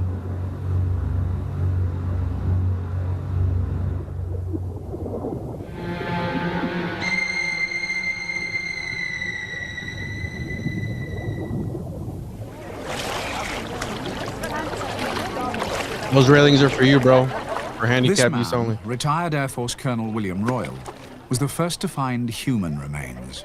Today, at 80, and crippled by a diving accident whilst exploring. Dude, why do we gotta watch him messing with this junk? The colonel was at the center of a controversy that turned the archaeological world against him. Yeah, replay that second. Sorry, that was important. It was in 1950. You want to see him adjust his balls again? Company, attracted by William Royal's story. Want to play it again? Navy diver yeah, go with back like 10. That turned the archaeological world whilst exploring at the bottom of the springs. The colonel was at the center of a controversy that turned the archaeological world against him. It was in 1959 that that an American TV company, attracted by William Royal's story, sent a Navy diver with a camera down into the springs to record the Colonel's discoveries. That's the guy that discovered the brain, huh? Yeah. They're going to tell the story We here in a started sec. working up the slope, and I picking up bones. We run into the skull, and the skull was sitting right on. This is the real bedrock. video. So Whoa. we had, sediments were laid down. Can you pause this? From 10,000. Yeah. I could be wrong, but somehow they got this live on TV. That's weird. I think they're gonna tell this story here, but he found some weird ass shit, and then I think my memory's usually pretty good, and I remember them saying they found something, and then they put him on TV again, except this time it was live. Like they wanted to make something like really cool out of it. I could be wrong, but it was live when he found this. I could be wrong because that's very early and like old to have like a live feed underwater. But play it. Maybe I'm wrong. To 8,000 years ago. They wanted me to pick the skull up and hold it in my hand and bring it up to the surface, which shows that in the movie. But the most important thing is when I turned the skull over, there was hard-packed leaves stuck on the base of the skull, and so I waved the leaves off underwater. And right to the foramen magnum hole, where the spinal cord comes through the bottom of the skull, I noticed this looked just like white ivory soap. And so I started to stick my finger in. And I said, this is real strange sound. Colonel. So this shows us in the movies. As I go up, I'm sticking my finger in and wobbling it around. Then a thought occurred to me, this has got to be brain material. And oh my God, I was really disturbed because here... I love how his first instinct was to stick his finger in it. Finger blast the shit out of it. Oh, Colonel, what are you doing? Probably the first time in the history of the world anything like this had happened here. Rests in peace for 10,000 years, only to get finger blasted by the Colonel. Left. And when we got up to the surface, I told everybody, I said, it's fantastic. I said, we got a human brain in this skull. Everybody, go and try this out. Stick your finger in there. It's so squishy. When the skull was cut open, 1/3 of the brain remained intact. It was dated at after around he got done 11,000 finger blasting years it. old. After the film was shown, no one believed it, and it was branded a hoax. Oh, wow. I've always known that we had the most important archaeological site in the world, and the first one in the world like it. Because I traveled around the world extensively, and I've been looking at it a lot. Anyhow, the most important thing is that you could work down there for 100 years with a team of archaeologists who wouldn't find it all. But we expect to go back. We've already gone back about 12,000 years. And back. He was back. In time. And we should go back 18,000 years as a possibility with humans.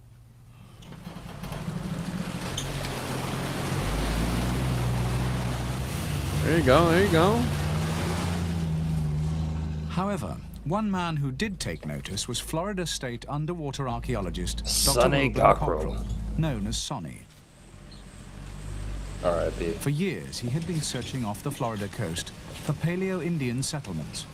When he heard the stories of fantastic finds and early graves at warm I heard they're Springs, finger blasting skulls it was out too here. much for him to resist. But fearing his reputation might be destroyed, he arrived in 1972 with what he recalls as a good, healthy skepticism.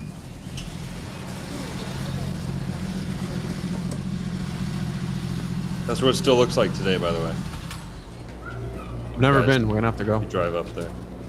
It's like frozen in Well, I time. was rather skeptical about it when I first came here because for 10 years, the archaeological profession had been discussing this as one of the most significant frauds in American archaeology. Here, can you pause it? Juan? Yeah, yeah. I want to address some of the comments. Okay. Someone said that skull is not that old if the brain was still there. Well, that's kind of the whole point why we're watching it. Yeah. This is the oldest one, right? It's usually not the case, but this one's very unique. So pay better attention. Who else? And also, I even mean, a skull, someone else said, even a skull would last only months in the ocean. Animals and bacteria would dissolve. Now, I don't know how that comment was directed, but if that's like you guys don't know what you're talking about. Well, this is not the ocean, so forgive me if you're just chilling and vibing to the video. But if you're trying to, bite at our heels with that, this is not the ocean.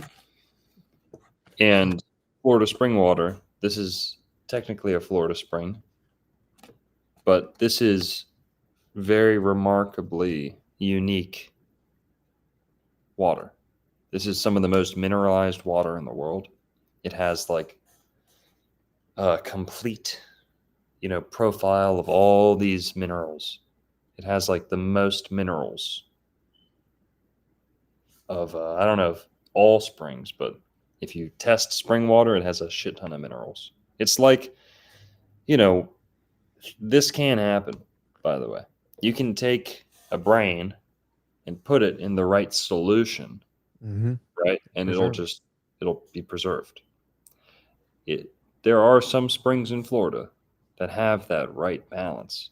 And actually, and you said animals, there's no animals in this. There's little to no animals in this because it's pretty much oxygen free. Oxygen free. So almost nothing can grow in there. It's like a salt bath, but it's also balanced to where it won't just dissolve things, right? It's preservative. Okay. Everyone happy now? Everyone paying good attention? It can happen. In how far down deep these skulls were located tells us something about their age. I don't even think they're carbon dating these. They carbon date them later, and happens to match up with the dating. But still, boom, get wrecked. I wonder how many others they found. Made Have they finger blasted those? Earth shaking that no one was willing to believe him, and that's when the fraud story started. It's a very eerie dive, a first-time dive, or maybe even a second or third or 20-time dive. It's a very, very strange place to dive. In the morning, it's clear, and in the afternoon, the water turns murky because it's photosensitive. We went down on the north side, and Colonel Royal took me to see the stalactites. And as a proof, the stalactites are wondrous proofs that this hole was once dry. I mean, stalactites take thousands of years to form, and the entire circumference of the cavity is ringed with dripstones or stalactites around 30 to 40 feet. Now, there are some as shallow as 12 feet, and there are some as low as 90 feet. Some of them are as large as trucks. And so I was able to swim through those and see for myself the actual proof that this place had indeed been dry for thousands of years. Of course, my question as an archaeologist was it dry when the people were here? I mean, if Colonel Royal had found human remains, were they there because they'd fallen in? That's wild. Were they Indians that an alligator had perhaps caught on the surface and pulled under? Or just how did these bones, which Bill claimed to have found, come to be here? As you go in as a diver, this hole slopes down and then drops off suddenly and becomes a giant hourglass. It drops down from about 12 feet, and then there's a ledge. It opens up at about 43 feet, and there are small caverns, and then it comes back together, and its minimum diameter is half the surface diameter, and that's about 65 feet down. And then it proceeds to open up again at about 100 feet. And from 100 feet, the walls slope outward from the middle, and it's as wide at the bottom, at 230 feet, as it is at the top. So we have a situation of an hourglass here. And at the bottom of the hourglass is a cone, just as we have in the center of an hourglass. That cone we hit in the center, 124 feet below the present-day surface. Oh, pause that one real quick. And for this one's not just hourglass shaped. It's literally like a sand glass, like an hourglass. There's a mound of sand in the middle. Ancient mortuary cult, human sacrifice.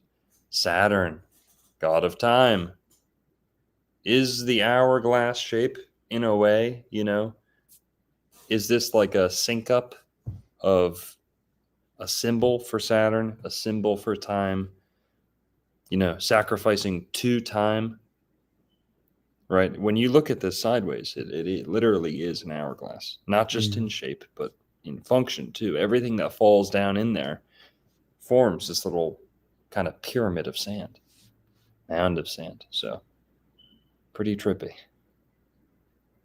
It's the cone that holds the secrets of the space. How far into this are we? Whatever or whoever fell to the 9 bottom minutes. will be there below the layers of accumulated debris, preserved by the bacteria-free water. But to excavate at this depth is both difficult They dropped their and dangerous. freaking chair in there.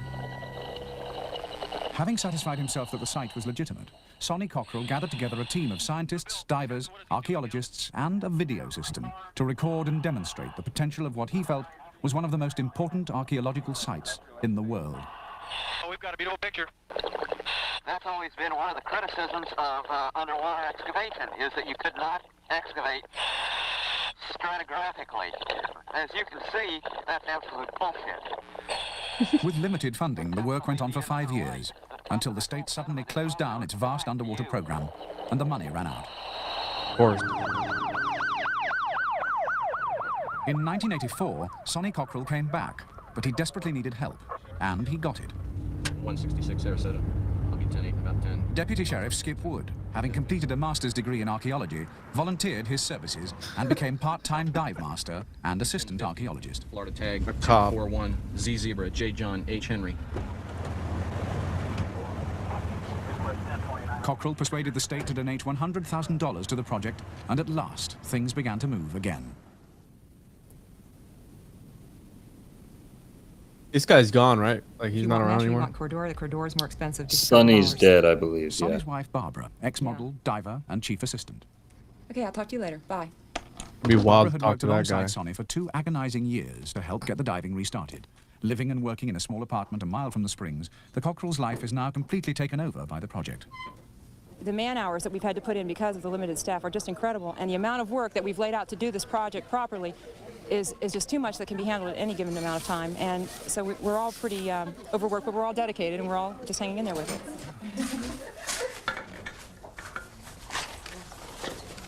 So, with borrowed equipment, minimal tools for the job, and no on-site backup, the retired colonel, the deputy sheriff, the ex-model, and the archaeologist prepare to take on the task of excavating at the 45-foot ledge.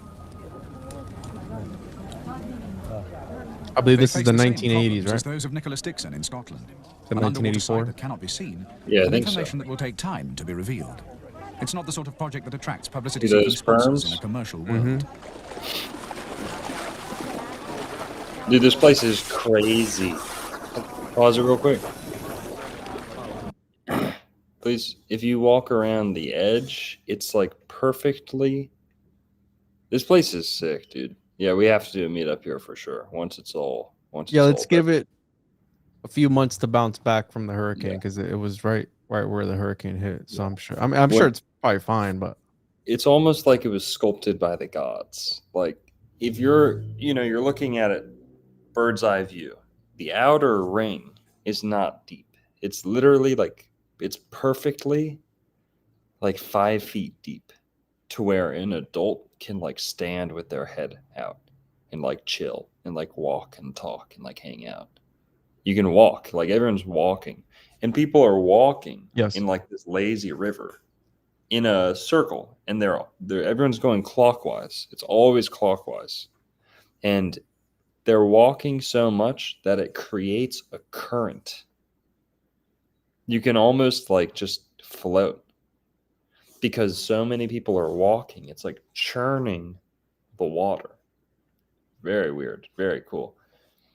And it's all old people, they're not like no hippies, right? There's like no hippies here. Maybe sometimes there's hippies, but yeah, you were the hippie there that day. yeah. It's 99% retired Europeans, like I said.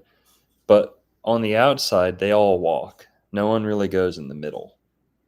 On the outside, it's like perfect height to walk around. It's so cool. The temperature is super nice. If you go to the middle, though, it turns black right?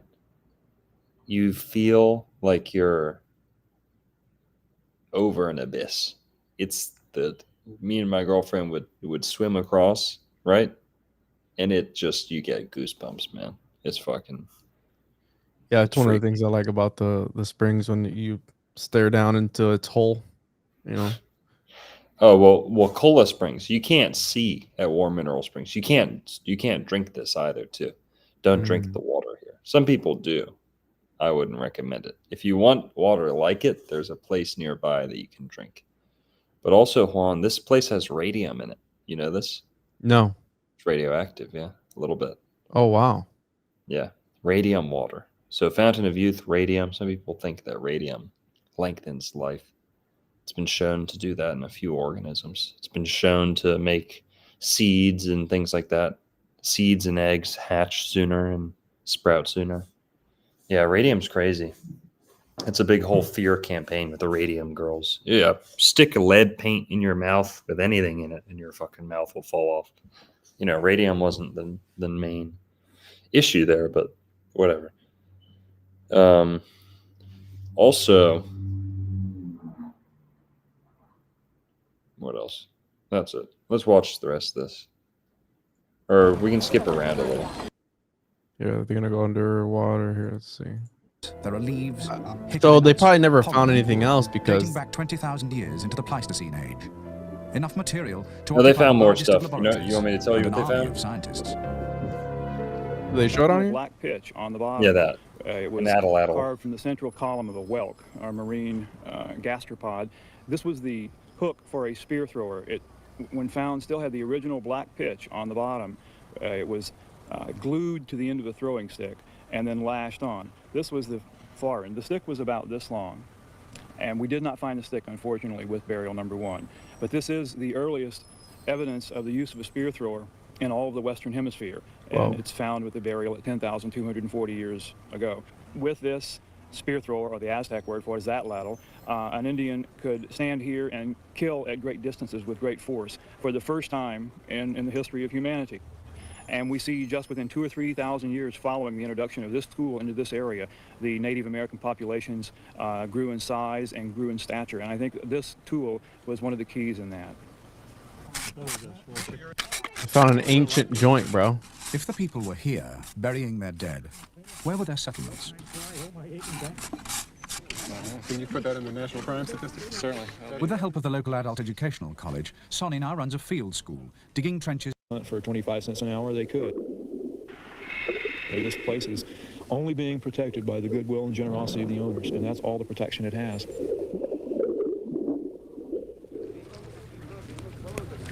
An impairment of reasoning and judgment and ability to think.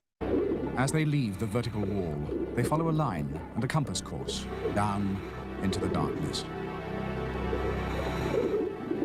The mineralized water has a destructive effect on their equipment.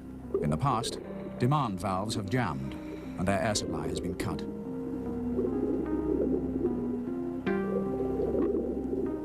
The cone, fuck with its that, deck dude. looms Oh, dude, the up at soundtrack on this thing only is 20 minutes to fucking excavate a small trench on banging. the side of the hill. Just like a one It's hard dude with work like a breathing air synth. at 6 times the normal pressure, and the sides of the trench are in danger of collapsing onto the diver.